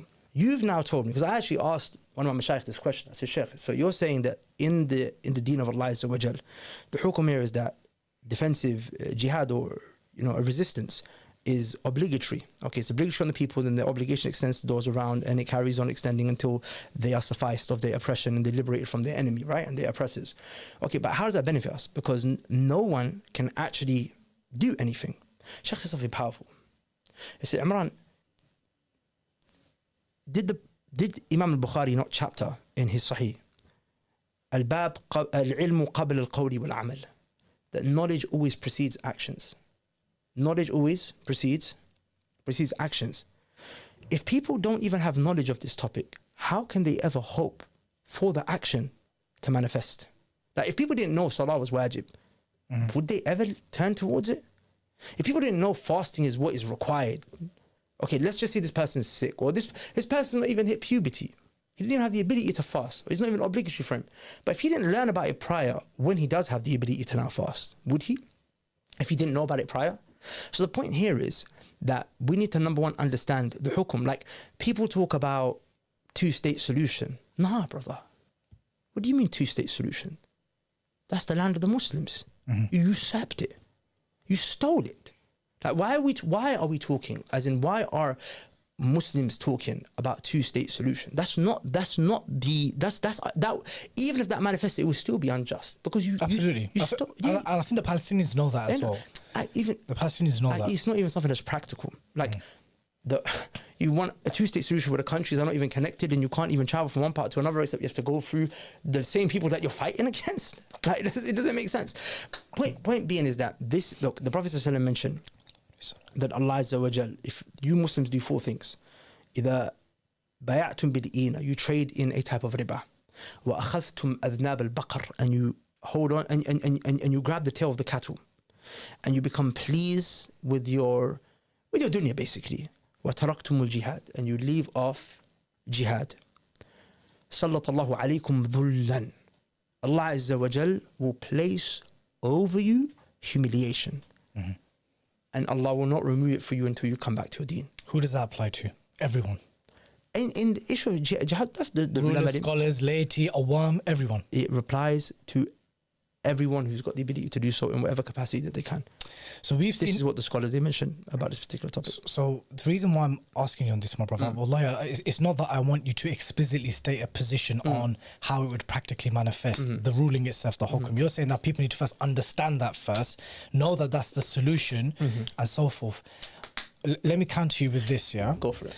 The vast majority of the ummah will not disagree that the Palestinians have to defend themselves. Would you agree? If you speak to the most Muslims that know... Sadly, no, I do unfortunately hear from some. That's why these situations... What, they shouldn't defend their homes and their lands and not fight and resist? I mean, some people, I mean, maybe they don't say it like that. Okay, no. But generally speaking, those who have a cursory understanding, right, a cursory understanding, like a level 1, 2 primary understanding of the situation, will say that the Palestinians have a right to defend themselves. And they will, and they should, you know. Yeah, I mean, look, the international community says it. Yeah, the international community says it, yeah. So, like, if that's the case, where are you saying the ambiguity or the lack of clarity is? Is it how far it branches out, the responsibility branches out? The unanimous consensus is that when they don't have when a group of Muslims who are being killed and massacred, who are not able to defend themselves adequately against the oppressor, the obligation extends to those around them, and it carries on extending to those above and beyond them until they liberate their Muslim brothers and sisters, period. Why are you not making a distinction between laity, the awam, your IT guy, to your farmer, to your teacher, to your student, to the legit soldiers of standing armies who have the material means to do it? Why is there not a distinction between the two? Why does it fall on the general layman when the Muslim countries and governments have standing armies, Imran, that can compete and contest to some extent? Why is it on? No, obviously, if a country was to engage and support their Muslim brothers and sisters, I'd assume the first people that they send is their army. Yeah. But the point that I'm mentioning is that, let's just say the army was to go in, I'm trying to show how severe the situation is. I'm not disputing you here. I'm going above and beyond. I'm saying even if the army was not enough, actually, this is something that the obligation falls on the Muslims. And you're saying this from like an academic, from your research point of view, citing Islamic source texts, and the consensus of the scholars. People can look up the tafsir of the ayah infiru khifafan wa thiqalan, look up Ibn Taymiyyah, Ibn Qayyim, the four madhahib, the Hanafi, Shafi'i, look up Imam Nawawi's kalam, Hanbali madhab, Maliki madhab, Ibn Abd al-Barr, scholars today. It's not something hidden. Do you think there's scholars right now in those said countries that are giving this reminder and nasiha to the rulers? Yeah, 100%. I've been seeing their tweets, I've been seeing their lectures, seeing their reminders. That's where I'm getting it from. That's where I'm understanding this from. Reminding them of the duty. Of the obligation, of course. Sheikh Mashhoor in Jordan, someone asked him, he said to him, what do you think about, what are your, like, what are your thoughts on what's been happening? And the Sheikh started off, the first thing he said, we ask Allah Azza wa Jal to accept us as martyrs defending Palestine. And so the passion, care and concern of the Sheikh. This is one of Sheikh Albani's greatest students, one of the most knowledgeable ulama alive today.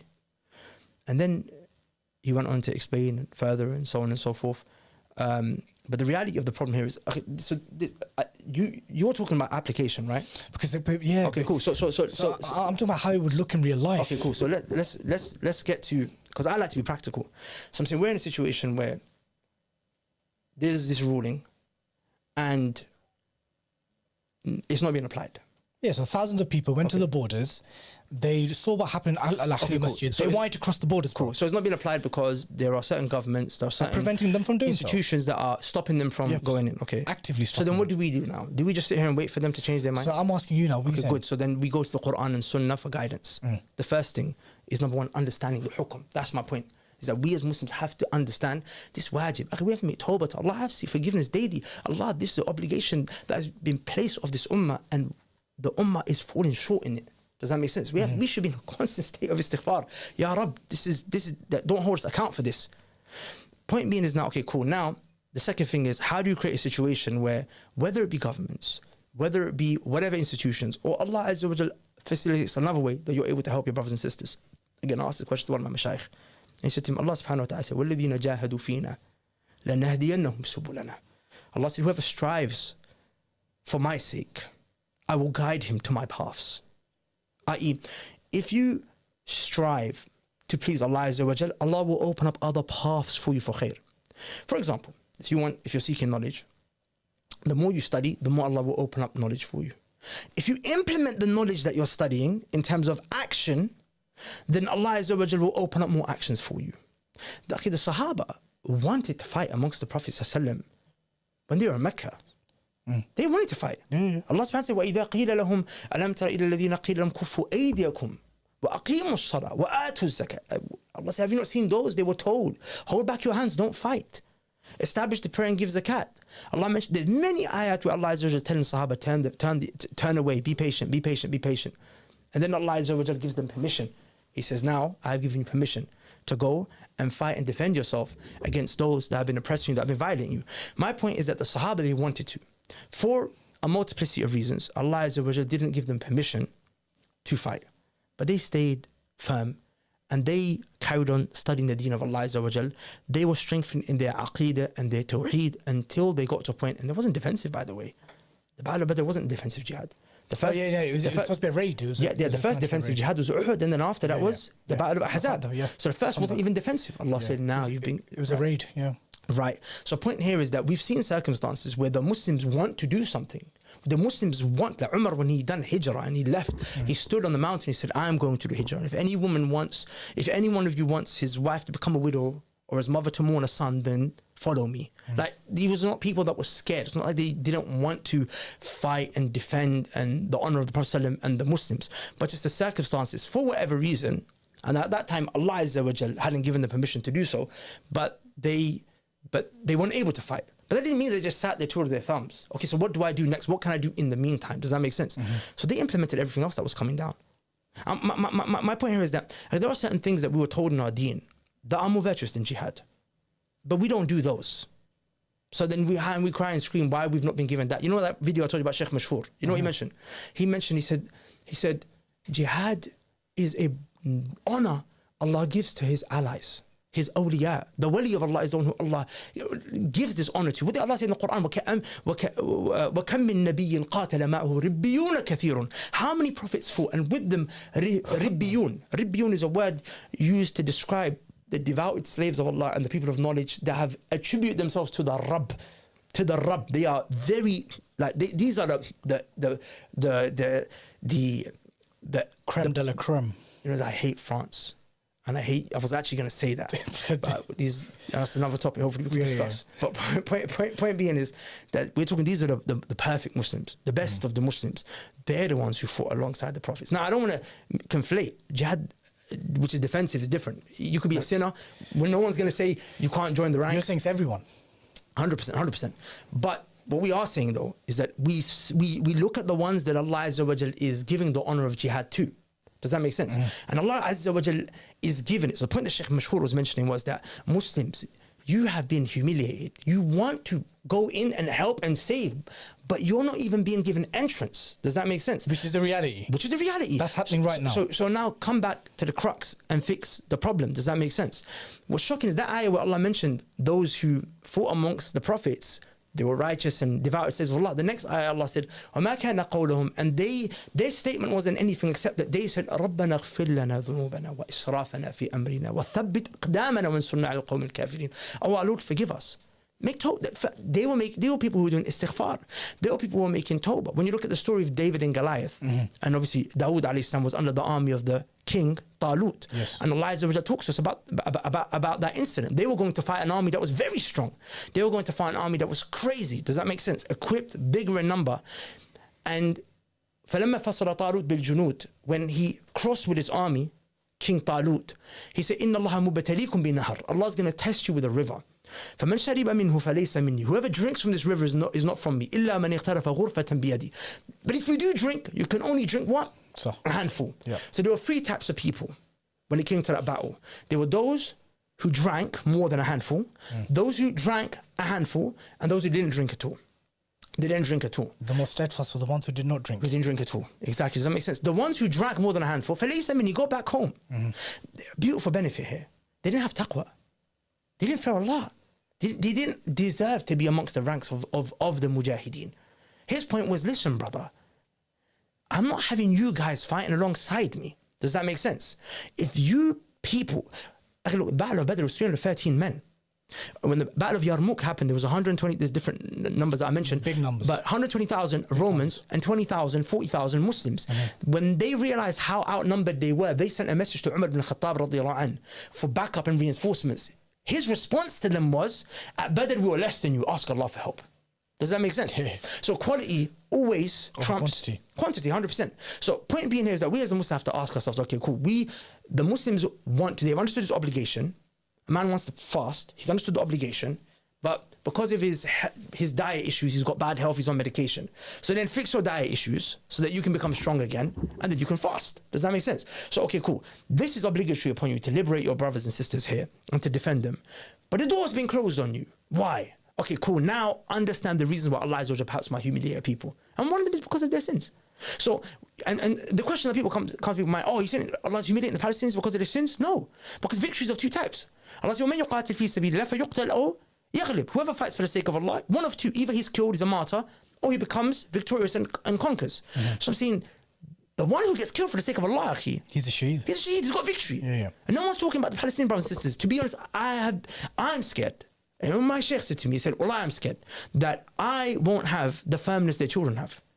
Their children have a firmness that I don't think I will be able to have." Does that make sense? So no one's here talking about the Palestinian brothers and sisters, but actually us as the ummah, humiliated. You live amongst we live amongst the kuffar who are telling us, seeing all of these pictures, bodies being blown to pieces, kids, innocent children. Does that make sense? Israel has a right to defend itself. It has a right to defend itself. Actually, humiliation, bro. And all we can do is what? To our face as well. Yeah, but then now this is my problem. This is the issue now. Why are we that humiliated? So we're gonna continue with this part. Let me ask you this, and wallahi, it's not because I want to probe you into or push you in to get a certain position out of you. I just want to know this whole kind of collective sin being a reason for why Allah does not give victory or make us a victorious ummah at that given time. Is there a consistent application between laity, or is there a more on rulers? Okay, cool. So because you have to address it because some would say, hold on. It's a very good question. Who does it apply to? Is it equal application? Is it applied to those who have the ability, have the means to make this obligation actually materialize, or are you saying it's everyone? Now, of course, there are obligations on the rulers, but it will fall on them first and foremost. Does that make sense? But I just wanted clarity on that. Oh, I thought that was clear. No, but there'll be people thinking that is Imran just telling people just smash through borders and go through, and there's no responsibility on the armies, the mukhabarat, the president, the armies, the generals, the lieutenants. Firstly, I'm not telling you to do anything. I'm just telling you what Allah's Messenger is saying, and I'm just quoting to you scholars. and I'm discussing what this point of Islamic scholarship is. So, does that make sense? Sorry, what I meant by that was, just to clarify, what I meant was that on a hypothetical, that's what we're talking about, not that you're actually saying but that. my point is this, Akhi, is that when we're in a situation where that's not taking place, what do I do? Do I just sit here and just say, whoa, why are the rulers not doing it? Why are the rulers not doing it? That's not productive. Not just that, we fail to realize those rulers came from our houses. Allah subhanahu wa ta'ala, you know Ali radiallahu anhu was asked a question. He said, Ya Ali, by one of the tabi'in, he said, why is it that when Abu Bakr and Umar radiallahu anhu had, smaller land to govern than you, their circumstances were not as ideal as yours, but everyone listened to them. But you've got this mass kingdom, but you and Uthman radiallahu anhuma are constantly disobeyed. You know what Ali said? He said, because Abu Bakr and Umar had people like me that they ruled over. They had people like me that they ruled over. And I have people like you. So Salaf took a statement from this, and many textures, they said, أَعْمَالُكُمْ عُمَّالُكُمْ كَمَا تَكُونُ يُوَلَّ عَلَيْكُمْ. Your rulers are your actions, and the way you are is how your rulers will be. We don't like to accept this reality. And please, for a second, do not misunderstand that I'm here in support or advocacy of any ruler. I'm talking to you about a matter of fact. If we had a ruler that was actually on his deen, the first people to drive him out today will be the lay people, the same ones that are screaming, where are the rulers that are doing anything? Because do you know what it's actually like to be ruled under Sharia? As in, do you understand? Most of the brothers are going to the protests who are asking for whatever intervention to take place. Are you praying your salahs? I'm saying, when it comes to Sharia, bro, we're all wearing, all the girls wearing hijab, bro. If not niqab, I'm saying, are you ready for that though? Do you understand? As in, you drink alcohol, but you're getting lashed. You can't do riba, bro. Your mortgages, what are you going to do with your houses? Which is why it struck me so deep that the ayah Allah said, وَكَمْ مِن نَبِيٍّ قَاتَلَ مَعَهُ رِبِّيُّونَ. We're clear. We know what we need to do. The Muslims need to liberate that lands. It falls on the rulers. It falls on those after them. It falls on if the rulers have gone, the armies have gone. The reason why I was not responding to the issue of rulers directly is because this is not jihad daf'. Sorry, this is not jihad talab. Jihad talab requires an imam. Jihad talab requires an imam. You can't do offensive jihad without a ruler. But you can't cross borders without the ruler's permission. Right, but Ibn Taymiyyah mentions that this doesn't require any conditions. Defensive jihad doesn't have conditions. So that's why I was saying the ruler's not even a condition here. Did you understand? That was the reason why I was just responding in more general terms. No, I got you, So go on. Yeah, go on. No, go on. Yeah, so I'm saying, but now I'm saying we don't have this virtue that has been given.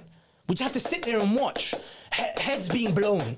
Every day, wake up to the morning, Al Jazeera, another 100, 200 Muslims got killed. Do you understand? That's the point. We can't do nothing else. No, sorry. But the things that we could do, but I'm saying we can't do what's required.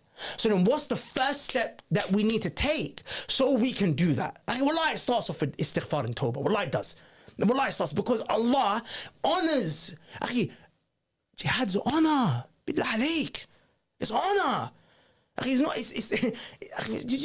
we think that the ones who were fighting behind the Prophet ﷺ were fornicators and alcoholics? Don't give me all this one Sahabi was lashed because he drank alcohol. I'm talking about the people. I'm talking about the nation. The best of people. Yeah, the Prophet was asked a question by the Prophet said was asked a question by his wife. Sallallahu alaihi wasallam. He said, "We will be destroyed, even if there are righteous amongst us." The Prophet said, "Yes, if the khubth, the filth, are more than the righteous." Allah said, ظهر الفساد في البر والبحر بما كسبت أيدي الناس. Corruption spread in the land and the sea because of what our hands had done. That's why when Allah's talking about the mujahideen who are fighting with the Prophet, what's the next ayah? رَبَّنَا اغْفِرْ لَنَا ذُنُوبَنَا. Oh, Allah forgive us our sins. That first step is tawbah. وَثَبِّتْ أَقْدَامنا. Allah make our feet firm. وَانْصُرْنَا عَلَى الْقَوْمِ الْكَافِرِينَ. Give us victory over these people. Give us victory over them. The Battle of Uhud, why did the Muslims lose? They asked this question, أَنَّ لَكِ هَذَا. How did we lose? How? Where was the Prophet? How did we lose? How the Prophet got struck in the face? Allah said, you did this. You disobeyed. You disobeyed, yeah. Now what's shocking is that I'm gonna ask you a question. Go for it. This is one that's gonna upset people now. It's gonna upset me. I hope not. Go on. I'm saying on paper, what's worse? What France did when they insult the Messenger ﷺ, and they made it on a governmental level. They stood for, we are going to mock Muhammad ﷺ. Or what's happening in Gaza. And I hope no one takes what I'm saying as me trying to belittle what's happening, because all of what I've just said up until now has been in support and focus of we need to do something to help our brothers and sisters. So let me ask you. Go on. And let me. So it's not that I'm asking with a question which I am. Go on. Fundamentally, this boils down to the sanctity and the honor of the Prophet ﷺ, and the sanctity and the honor of the life of the believer. So which one are you saying? The Prophet ﷺ without a shadow of a doubt. Okay. Without a shadow of a doubt. And Nabi Awla, the Prophet ﷺ has more right over the believers than themselves. And I give you the delil from the Quran, by the way, to show that what they did is worse. Allah said, the people وَطَعَنُوا فِي دِينِكُمْ who insult your religion, فَقَاتِلُوا أَئِمَّةَ الْكُفْرِ. Allah said, fight the imams of disbelief. إِنَّهُمْ لَا أَيْمَنَ لَهُمْ. They have no treaties, no contracts, لَعَلَّهُمْ يَنْتَهُونَ, so that they could be stopped, so that they can stop what they're doing. Allah Azza wa Jal, when He talked about fighting the people who insult your deen, Allah referred to them as imams of kufr.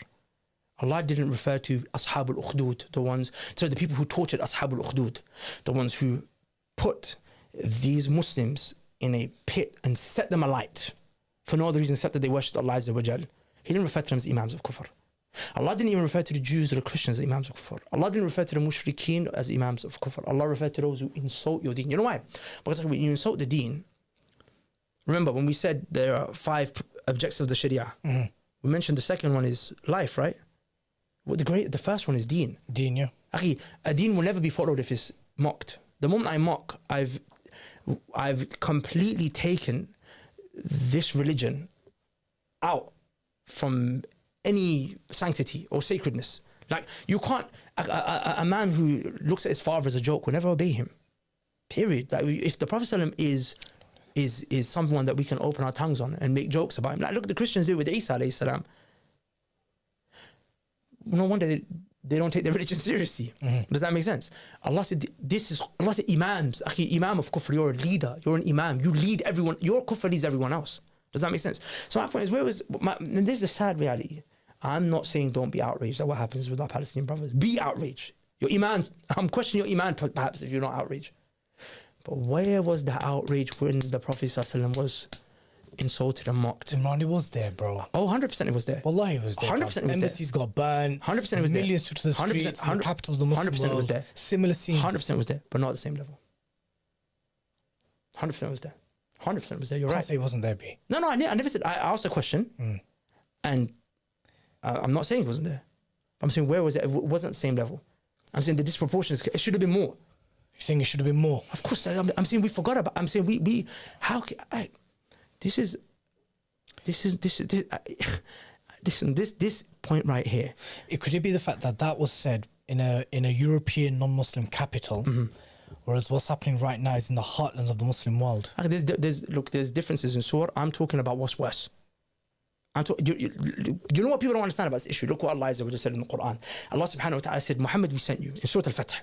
In Surah Al-Fath, Allah said, we sent you, Muhammad, to the people as a witness and a glad tidings and a warner. Why? Why would you send Rasulullah?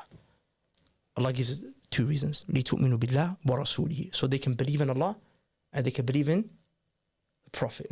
So the Prophet was sent to believe in Allah, believe in the Prophet. Now what is belief in Allah? We know, Tawheed, Ibadah. Of course. To not worship anyone else besides Allah, no idols, nothing.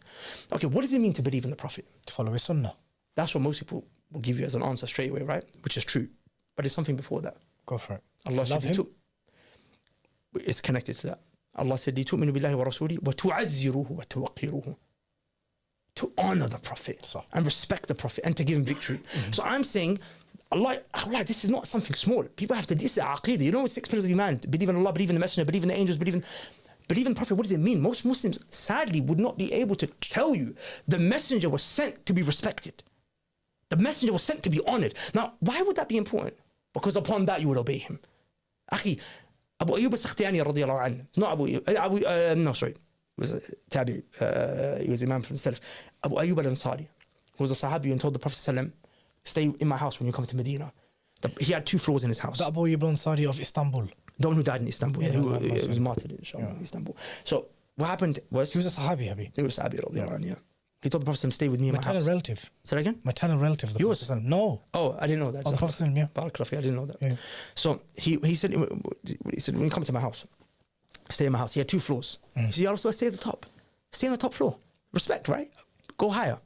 So the Prophet said, Sallallahu Alaihi Wasallam, I will stay downstairs because it's easier for me. Huwa arfaq li. It's easier, more convenient for people are going to come, just teaching Sahaba the deen of Allah Azza wa Jal, coming up and down. I'll stay downstairs. At night he was upstairs and he said, as I was walking, and hadith sahih, if I'm not mistaken, it's in the Sahihain furthermore. He said, as I'm walking up, I realized, he said, Ana amshi fawqa ra'si Rasulillah sallallahu alaihi wasallam. I'm walking above the Prophet's head. He took his family, they went into a corner of the apartment, of the house, a corner. They woke up in the morning and said, Ya Rasulullah, please take upstairs. The Prophet said, I told you it's more convenient for me. He said, Wallahi, he said, I am not going to stay in a place where I am above the Messenger sallallahu alaihi wasallam. I'm not going to be fi saqf. Ya'lu Rasulullah sallallahu alaihi wasallam. I'm not going to be in a roof that is above the Prophet sallallahu alaihi wasallam. That's the respect the Sahaba had, which is why when the Prophet said, okay, bear arms now.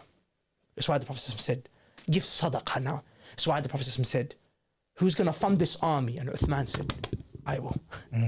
It was because the respect was there, the honor, the love was there, and then on top of that, the obedience. So I'm saying now, one of the reasons why, because I speak to some people sometimes, and they tell me, oh God, you're coming with this rhetoric again, tell people to make tawbah, tell people to leave behind bid'ah.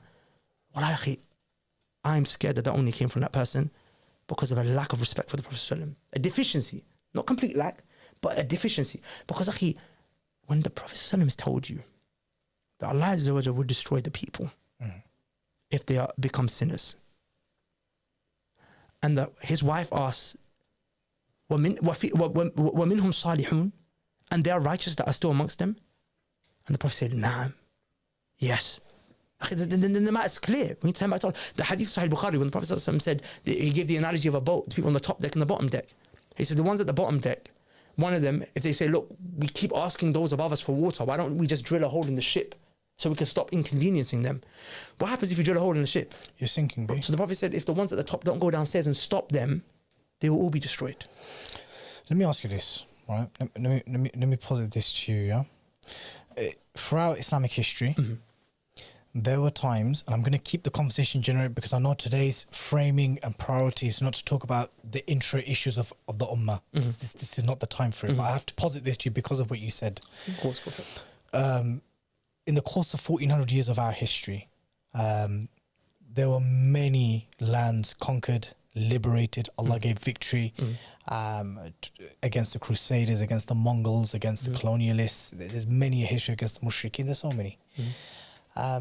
Bro, there were times where you would perhaps look at the historical course of events and look at the generals, the respective sultanates or caliphates or states, whatever polities that were there at that time, and one could argue that madness was happening then. 100%. Muslims were sinning then.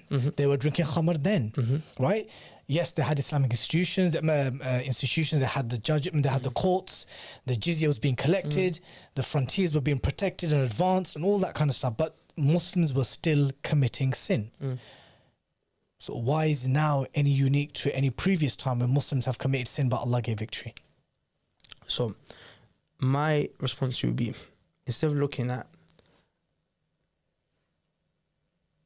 these scarce and rare instances in Islamic history spread over 1400 years, why don't we just look at the Prophet and his companions and the first 2 generations, which the Prophet put the seal of approval on?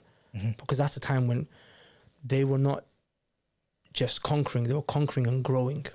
Like, I forget the name of the leader of the believers at the time of the Umayyad dynasty. Abdullah bin Marwan? No. Umar ibn Abdul Aziz? No, he wasn't. He was one of the, not one of the Khalifas. Generals. One of the generals of the army. He conquered all the way up to Mauritania. Tariq bin Ziyad? No. He conquered all the way up to Mauritania. And when he conquered up to Mauritania, he took his horse into the ocean. He took his horse into the ocean when the water reached his mouth, and he said, Ya Allah, bear witness, I would have carried on conquering these lands. I would have carried on conquering these lands if it wasn't for this ocean that stopped me. I'm saying no borders could stop them. Does that make sense? What was their situation? Because any example after, I'm saying Salahuddin Ayyubi rahmallahu ta'ala, he came with the people at the time and they conquered Al-Quds, alhamdulillah. But that didn't necessarily solve the problem of the Muslims, right? Because shortly after, the Mongols came. And then we've just had ups and downs. But Allah gave victory to save Qutuz and Baybars. 100%. And the Mongols became Muslim. 100%. But I'm saying where's the long-term solution? Where's the I'm not denying that there were effective expeditions and operations or whatever that took place in Islamic history. But I'm saying, where have we returned back to what we had at the time of Prophet ﷺ and his Sahaba and Salaf? That's my question, because that's what we want, right? Do we just want a victory that will last for maybe like 100 years, maybe 150, maybe 200 years, but then our great grandchildren are going to be taken away as captives in prisons, their heads are going to be blown again? Or what do we want? Do we not want Islam to come back? I'm saying, look at the Prophet ﷺ.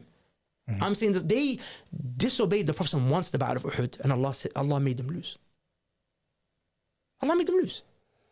Do you think there's one in our hearts? Say that again? One. Of course, and that's part of the problem. When it says the حب الدنيا وكراهية الموت, the love of the dunya and hate for, Wallahi, it's sad. Wallahi, bro, it's sad. It's sad. Like, little things we're not willing to sacrifice. A man can't sacrifice his girlfriend.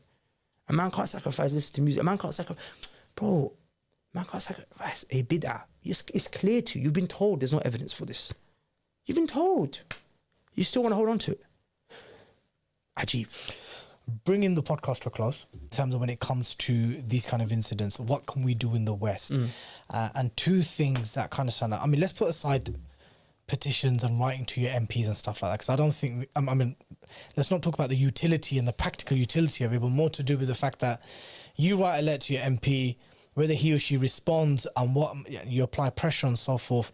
I think boycott and protest are two very specific things. For example, I'm not going to mention no names, there was a brother who came out recently and said that, look, you know, for the Muslims in the Muslim world, if you're boycotting things, if you're boycotting things in the Muslim world, you know, you have to look into the fact whether there's existing agreements and deals with Israeli companies and the Hukam and the government and so forth. And there was a massive outrage and response to that. So what's your personal thoughts on boycotting things like Puma, who are invested in illegal settlements in the West Bank, Siemens and HP, who provide technological hardware for the Israelis to oppress and surveil our brothers and sisters? What's your thoughts on boycott? The scholars mentioned boycotting helps, it benefits the cause of the Muslims, then of course it should be done. Of course, I boycotted France. I don't buy any French products. As in any French product, I don't buy. People who know me from I had a thing for Moncler designer clothes. I mean, I never purchased it even. Okay. But point being is that, look, as in, someone might misunderstand what the scholars do mention. If you've already purchased something that is not, I'm saying you have to break them, destroy them, but don't buy any more. Does that make sense? So if it helps, inshallah ta'ala. But protesting, the reason why... Great, we're not discussing these things as solutions, by the way. I mean, that needs to be made abundantly clear. We're talking about these are... helps, aids and supports. Yeah, actions to either raise awareness, to aid, to raise awareness, to bring pressure, whatever alleviation we can bring to the Muslims, whatever it is. What I believe about protesting is that protesting is just not useful. I don't believe protesting actually will bear the result or the fruit that people are hoping from it. In very simple terms, when you're protesting, you're asking the guy who, number one, hates you. We're talking about Muslims, right? So protesting is you asking these governments. So there's been two types of protests. I mean, let's forget about the Muslim one. Let's talk exclusively our reality in the West. So you're asking. So there's been two types of protests. There's been protests of the very large protests, like 300,000, 500,000, generally organized by non-Muslims with Muslim or pro-Palestine allies, Palestine Solidarity Campaign, Friends of Al-Aqsa, very left-leaning groups, Stop the War, and that's the one that's really got huge numbers. And they're appealing to, obviously, the UK government to call for a ceasefire, call for the ending of illegal settlements, work towards a two-state solution. And then there have been protests exclusively. I'm not mentioning no groups. Then we've done well so far not to mention groups and individuals and names themselves, who have exclusively directed their focus on the Muslim embassies because they should be doing jihad al-daf, right?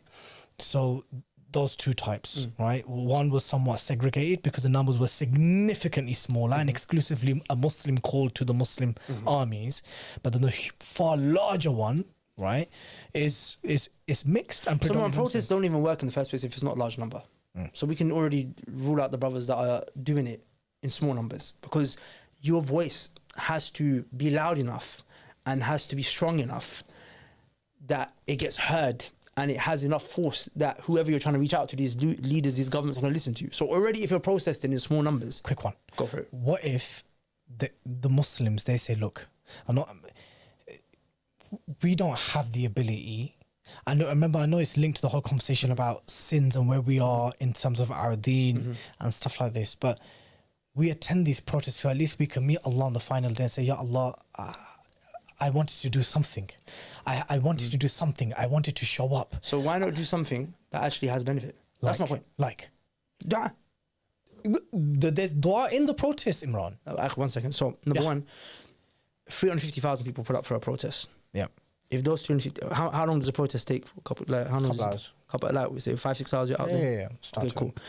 Even if you put dua to aside for a second, it would actually have more impact. What makes you think they're not making dua already? Right, so my question to you is, if the Muslims were making dua and they turn back to Allah the way they deserved, Allah Azza wa Jalla told us He responds to the dua.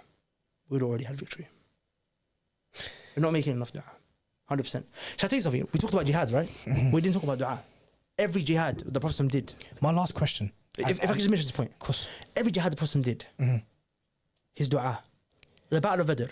Long dua, Abu Bakr told him to stop. But I'm saying, so where is that from us? I'm saying because the Prophet didn't protest, right? He didn't protest. Have you never heard the argument that when they went out in public? But that's not a protest. That wasn't a protest. It was a call. It wasn't a protest. It was a public display of protest against the existing order of the day. Those are all that we've added. Those are all just interpretations we added. They just went out to make a point we're together. And we're Muslim. But protesting is I'm screaming to change policy, to change law, to engage, they weren't. I'm just playing with semantics. Yeah, okay, of course. But it wasn't a protest. But what would they say? They're protesting against Quraysh to believe and accept Islam. The first people that protested were the Khawarij. They came, they put Uthman under siege and they protested. The first people to protest, the closest thing that you could call to a protest that they have today is what the Khawarij did. The Prophet never protested. My point is that let's just assume protesting is permissible. Let's even just assume protesting has benefit. I'm saying the Prophet ﷺ done jihad and he done dua. Why is it that dua has been undermined? Who tells you that they're not making dua already, Imran? I'm not here to judge no one. All I'm saying is that the rhetoric I hear is we need more than dua. You guys talk about dua, we need some practical solutions. We hear calls to protest, we don't hear calls to dua. I'm saying the Prophet done jihad and he spent the whole night begging Allah for victory. I'm saying the Battle of Ahzab, which is probably the closest thing that you can compare to what the Prophet went through, to what's happening in Gaza. Yeah, absolutely. Actually, the Prophet was making dua. My question is now, do the Muslims know the du'as the Prophet made when it came to battle? Many wouldn't. As in the specific du'as? But that's what I'm saying. Is that not problematic? I'm saying this situation of violence and bloodshed. The Prophet said there was a du'a and look, we can go more into protest. I'm saying let's for argument's sake say protest is even benefit. Let's just say it even has beneficials. Let's just say it's not wajib, it's not recommended, but let's just say it's permissible for argument's sake. I'm talking from the point of a Muslim wanted to say that this is something I did. I'm saying why not? I'm saying why not spend those 6 hours making dua? The Prophet spent the whole night making dua. And Allah gave him victory. Because look what Allah said. Allah said, إِذْ تَسْتَغِيثُونَ رَبَّكُمْ فَاسْتَجَابَ لَكُمْ. They could have been praying all night, Habibi. Could have, should have, would have. That's not my business. It could have been. I'm saying do it. I'm saying if you do, I have husnul dhan of Allah. And we as Muslims should have husnul dhan of Allah. Do you have husnul dhan of the Muslims? Of course I do. Because my last question to you was this, to wrap up this entire podcast, was some would find it refreshing to see you here, to hear what you have said. But some, and this is my final question to you for this podcast, some would say there is still this I just feel that I feel the protest I really want to drag that point because I feel like if I came here to tell the people that the unanimous consensus is jihad death and you can't do that, then the thing that you can do if you don't understand this from this podcast, spend your days, every moment waking up the last dead of the night, between the adhan and the qama, in the last part of the tashahhud, in your sujood, okay, making dua to Allah to give victory to our Palestinian brothers and sisters, 100%. then I haven't done my job. I haven't done my job, because at the very least, that's what you could do. I'm saying Allah Azza wa Jalla said to the Prophet, إِذْ تَسْتَغِيثُونَ رَبَّكُمْ فَاسْتَجَابَ لَكُمْ. Allah said, Muhammad, you didn't just make dua, you begged, you called out, you cried in desperation. Your Lord responded, He sent angels down. I'm saying the Prophet would make du'as. People, take this from me, please. When the Prophet feared the enemy attacking, Allah subhanahu wa ta'ala, the Prophet would say, Allahumma inna naj'aluka fi nuhurihim wa na'udhu bika min shururihim. Oh Allah, we ask you to restrain them by their necks, and we seek refuge in you from their evil. The Prophet would make dua at the Battle of Ahzab, Allahumma munzil al-kitab. Oh Allah, the one who sent down the book. Wa sari' al-hisab, the one who's swift to account. Ihzim al-ahzab, Allah destroy these groups that have come. Allahumma ihzim, Allah destroy them, wazalzilhum, shake them, Ya Rab. Many other du'as I can give you. The dua that I mentioned that the prophets and those who fought with the prophets made. رَبَّنَا اغْفِرْ لَنَا ذُنُوبَنَا وَإِسْرَافَنَا فِي أَمْرِنَا وَثَبِّتْ أَقْدَامَنَا وَانْصُرْنَا عَلَى الْقَوْمِ الْكَافِرِينَ. Oh Allah, forgive us for our sins and our transgressions and our trespasses, and make us firm and give us victory over the disbelieving people. I'm not even acting like, truth be told, I would love to sit here and say, brothers, protest is not beneficial. Don't do it. Leave it off. People know my stance. I'm not even going to try and do that. You know why? Because people are doing it anyway. I'm saying, okay. If you really are going to insist on doing that, I'm not here to judge you, but I'm not saying you're not. I just make du'as as well, lots of it. More than the protesting. Because there we have a text first. I mean, just so we're clear, I don't agree with protesting, and I tell you not to go.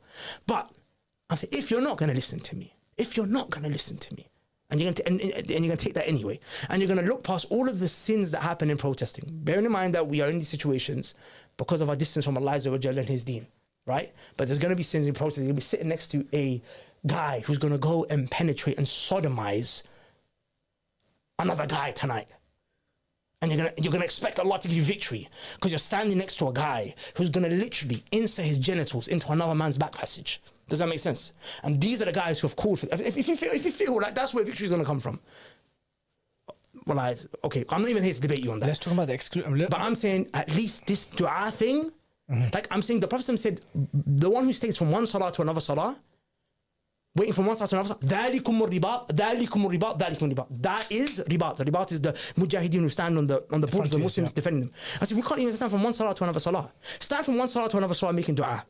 Just wait in the masjid from one salah to another salah. The Prophet said, أَلَا أُخْبِرُكُمْ بِخَيْرِ أَعْمَالِكُمْ. Shall I not inform you of your greatest actions? وَأَزْكَاهَا عِنْدَ مَلِيكِكُمْ. They're the most purest before your king. وَأَرْفَعْ فِي دَرَجَاتِكُمْ. And they are what? The highest in terms of lifting your ranks. خَيْرٌ is better than you meeting the enemy in battlefield, him striking your neck, you striking his neck. The Sahaba said, Bala ya Rasul, what is this action? That's better than me beating the enemy, him striking me striking him.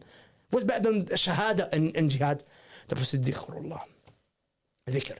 So I'm saying, and by the way, I mentioned the ayah, Surah Al-Anfal, Allah said for the mujahideen, وَاذْكُرُوا اللَّهَ كَثِيرًا لَعَلَّكُمْ تُفْلِحُونَ. Do dhikr on the battlefield so you can be successful. Because if you're on the battlefield and you're not doing dhikr, you're depriving yourself of that which Allah has told you will bring you success. So my point is, do adhkar, okay? Do dua, beg Allah. I'm saying, fix your personal situation with your Lord. Then raise your hand and say, Allah, give us tawfiq. Ya Allah, liberate our brothers and sisters. Ya Allah, give us the ability to help them, to aid them. Does that make sense? I'm saying, at the very least, if we're not going to take that which has been legislated, there's ayat for it. Promise from Allah. If you make dua to me, I will respond. Promise, akhi. Promise from Allah that if you make dua to me, if you make tawbah, I will rectify your affairs. If we're not going to do that, at the very least, I'm saying, wallahi, then we're part of the problem. We're part of the problem. Point being is that Allah told us in the Quran that this is because of you. Allah told us. Allah said, ظهر الفساد. Akhi, just look at the ayah. في البر والبحر بما كسبت أيدي الناس. The corruption spread in the land because of your hands. Your hands did, yeah. I don't know, where's the discussion then? I'm not having, but what I can also say is that we as an ummah know where we're supposed to be. We as an ummah have, not entirely, because there's always khair in the ummah, but we as an ummah have fallen short. We as an ummah have disobeyed our Lord. We as an ummah have let shirk and bid'ah run rampant. the rhetoric that I don't like is downplaying this issue of we have to turn back to our Lord. Akhi, the Prophet said, Allah won't uplift humiliation from you till you come back to your deen. Imran, it was an absolute pleasure having you on Madigo. Brothers and sisters, I hope you all enjoyed this podcast. بسم الله الرحمن الرحيم الحمد لله رب العالمين والصلاة والسلام على سيدنا محمد وعلى آله وصحبه أجمعين. As we witness the calamity that is continuously taking place with our brothers and sisters in Palestine, and the atrocities that are committed towards them, Allah subhanahu wa ta'ala ease their suffering. There's a lot of discussion taking place in the Ummah in the last few weeks ever since this situation started. Recently, brother Imran ibn Mansur, who is popular as Da'wah Man, he appeared with brother Dili Hussain on his podcast, and they had a discussion that went for an hour or so, all around this whole issue of Palestine. I want to he put forth a lot of things, and it was a good discussion. He had some good points, but there's a few problematic things that he said, and I want to take a look at some of these, inshallah, and clarify some of these arguments and refute that were put forth. So let's have a listen, inshallah. But the rhetoric that I don't like is downplaying this issue of we have to turn back to our Lord. Akhi, the Prophet said, Allah won't uplift humiliation from you till you come back to your deen. I'm saying, what benefit is there in me talk about the rulers? Akhi, the Prophet the Prophet already told you that a time will come, you will have rulers. They will have hearts, the hearts of devils. قلوبهم قلوب الشياطين في جثمان الإنس, in human bodies. We were already told. We were already told. So now, can we leave that now? If the ruler's not listening, and he doesn't want to do whatever, he doesn't want to send his army out, complicit in the oppression as well. I'm saying whatever. I've already said his heart's a heart of a devil, so I don't have to even give examples. If there is one that fits this description, I'm saying now, brother, can we leave the ruler now? Can we just talk about what me and you can do? That's okay. My point is, can we talk about what me and you can do? Because he's not listening to me. I would love to say, brother. So brother Da'wah Man here, Imran, he puts forth, and you consistently hear this narrative. He puts forth the argument, look, don't worry about the ruler. And he brings this hadith that this is the hadith they love the most. They ignore all the other hadith, but they stick on this hadith. That in Prophet ﷺ said that you have human beings with the hearts of devils, and the Sahaba asked what we should do, just obey them. So he's acknowledging, yes, we know the rulers today are oppressive, we know they're bad, we know that they're not doing their duty towards the people of Palestine, but look, you just forget about them, and you just worry about yourself. What can you do? And then he also says another thing at the start of this clip, to fit with this narrative. He says, look, Prophet ﷺ already told us, he quotes a bit of a hadith where Allah will not lift the humiliation until you go back to your deen. So I want to look at these two aspects that he mentioned here, these two hadith that he's speaking about, because this fits in line with the bigger narrative. Look, yes, we know the people of Palestine are suffering. Yes, we know what's happening to them. We know what the Zionists are doing, and we hate it. And we know the rulers aren't doing their job. But you just forget about all of that. You just focus on yourself. You just better yourself, and that's it. So first of all, he uses this hadith here that Allah will not lift the humiliation. And we see today the Muslims are living, no matter where you look around the world, the Muslims are suffering. In India, in Kashmir, no matter where you look. And predominantly now in Palestine, in Gaza. So he says that Allah will not lift the humiliation. Prophet ﷺ said that Allah will not lift the humiliation until you go back to your deen. Now, unfortunately, what these brothers consistently do, they only bring sometimes a part of the hadith to fit in line with their narrative. So we're going to look at the full wording of the hadith to see that is that what the hadith is actually saying? You just forget about everything, and as long as you fix yourself, everything will be fine. So let's look at this hadith that he only quoted a part of this hadith. So this hadith is found in Sunan Abi Dawood, where it's narrated from Abdullah ibn Umar, the Prophet ﷺ, he said, I heard the Messenger ﷺ say, when you enter into the Ina transaction, the Ina transaction is a type of riba, usury transaction, you hold the tails of oxen, are pleased with agriculture, and give up conducting jihad, struggle in the way of Allah, Allah will not make disgrace prevail over you and will not withdraw it until you return to your original religion.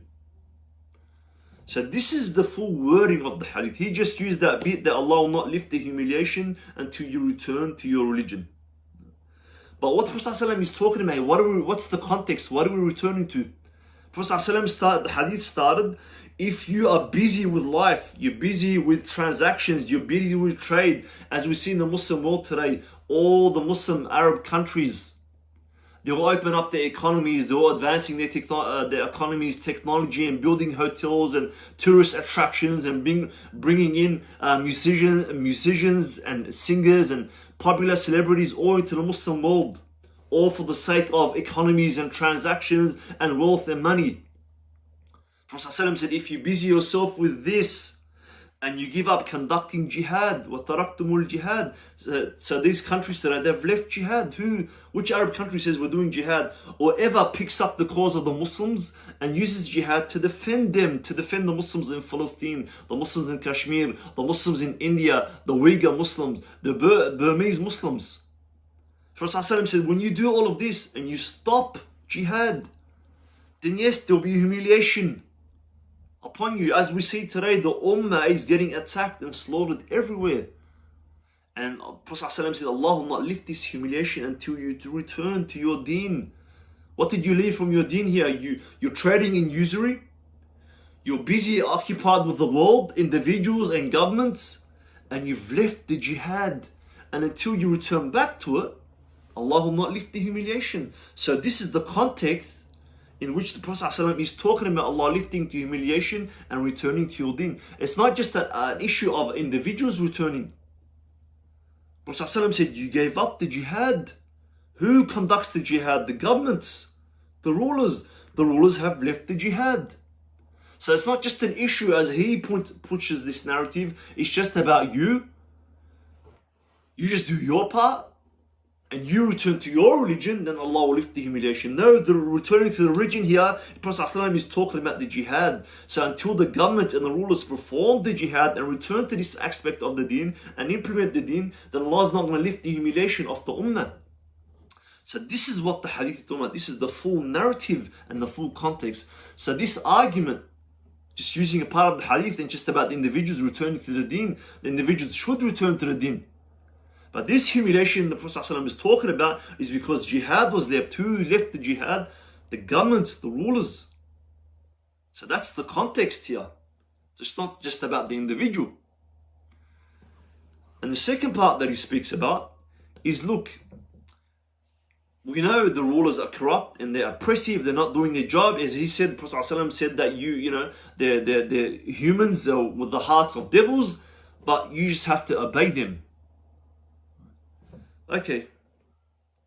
Again, cherry picking a hadith. They leave all the other hadith about this topic and they just consistently quote this hadith and leave everything else. And we know in the Sunnah of Prophet ﷺ, the ulama, when they approach the hadith, they look at all the various hadith on that topic to get a proper understanding of how they should all be applied together. Not cherry pick one hadith and leave all the rest. This argument that you should just, doesn't matter what the leader does, he can do what he wants, you just worry about yourself. In the hadith of At-Tirmidhi, we find the hadith from Abu Bakr as-Siddiq radiallahu anhu, where he said to the people, O people, you recite this ayah, take care of yourselves. If you follow the guidance, no harm shall come to you. I indeed heard the Messenger say, when the people see the wrongdoer and they do not take him by the hand, then soon Allah shall envelop you in a punishment from him. So this hadith has given us a different meaning.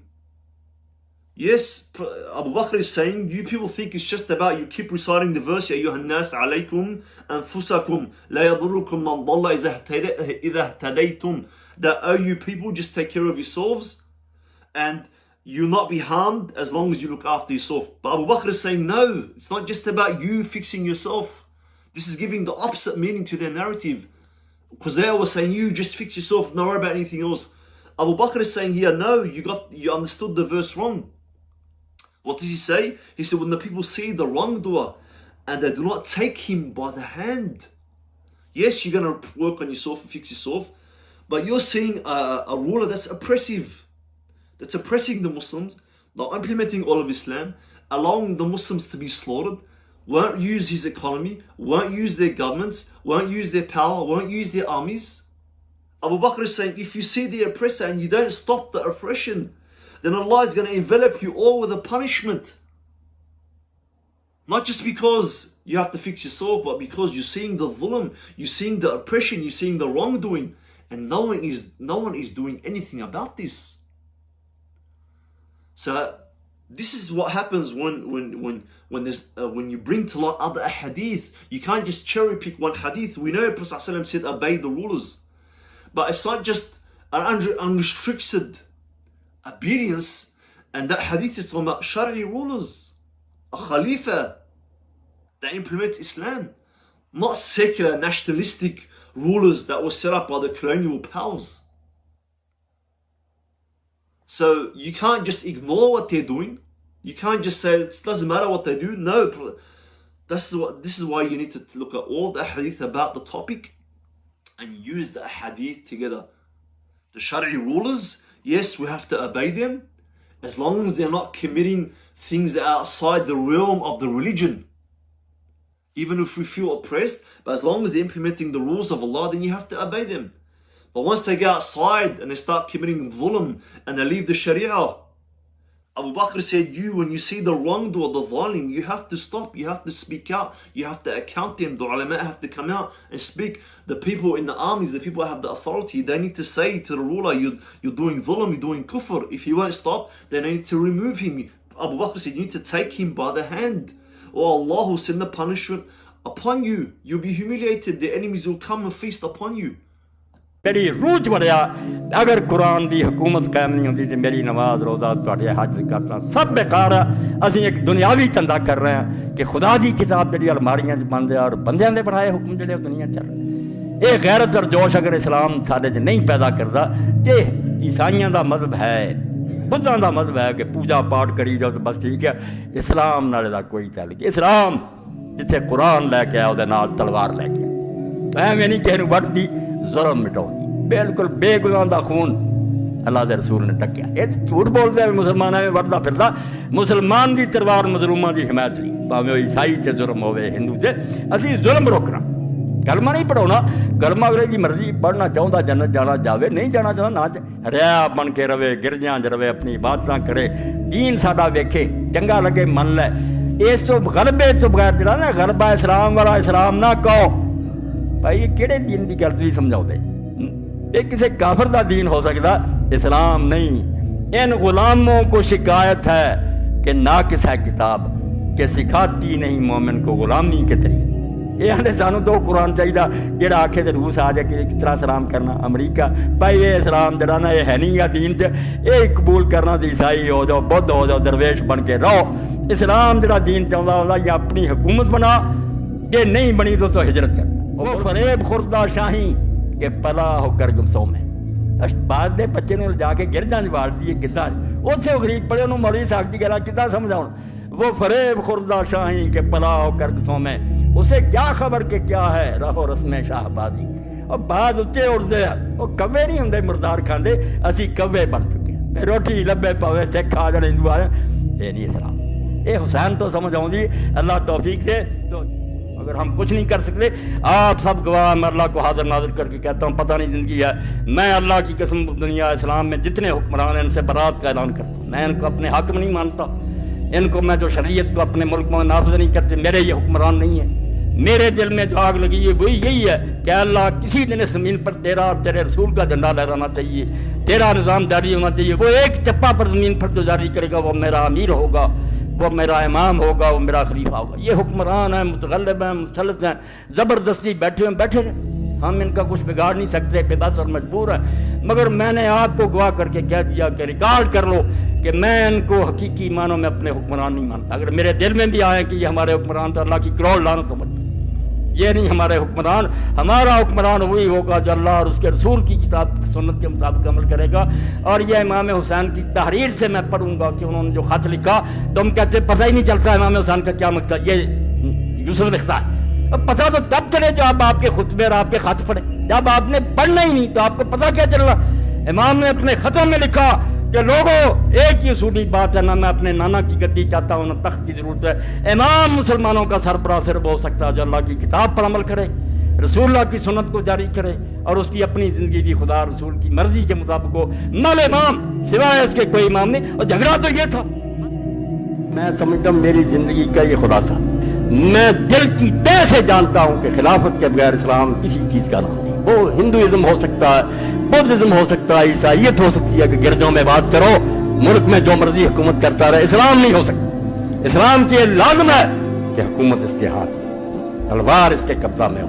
तलवार जो है कुरान की मदद करे, कुरान तलवार को जुल्म करने से। ألا تقاتلون قوما نكثوا أيمانهم وهموا بإخراج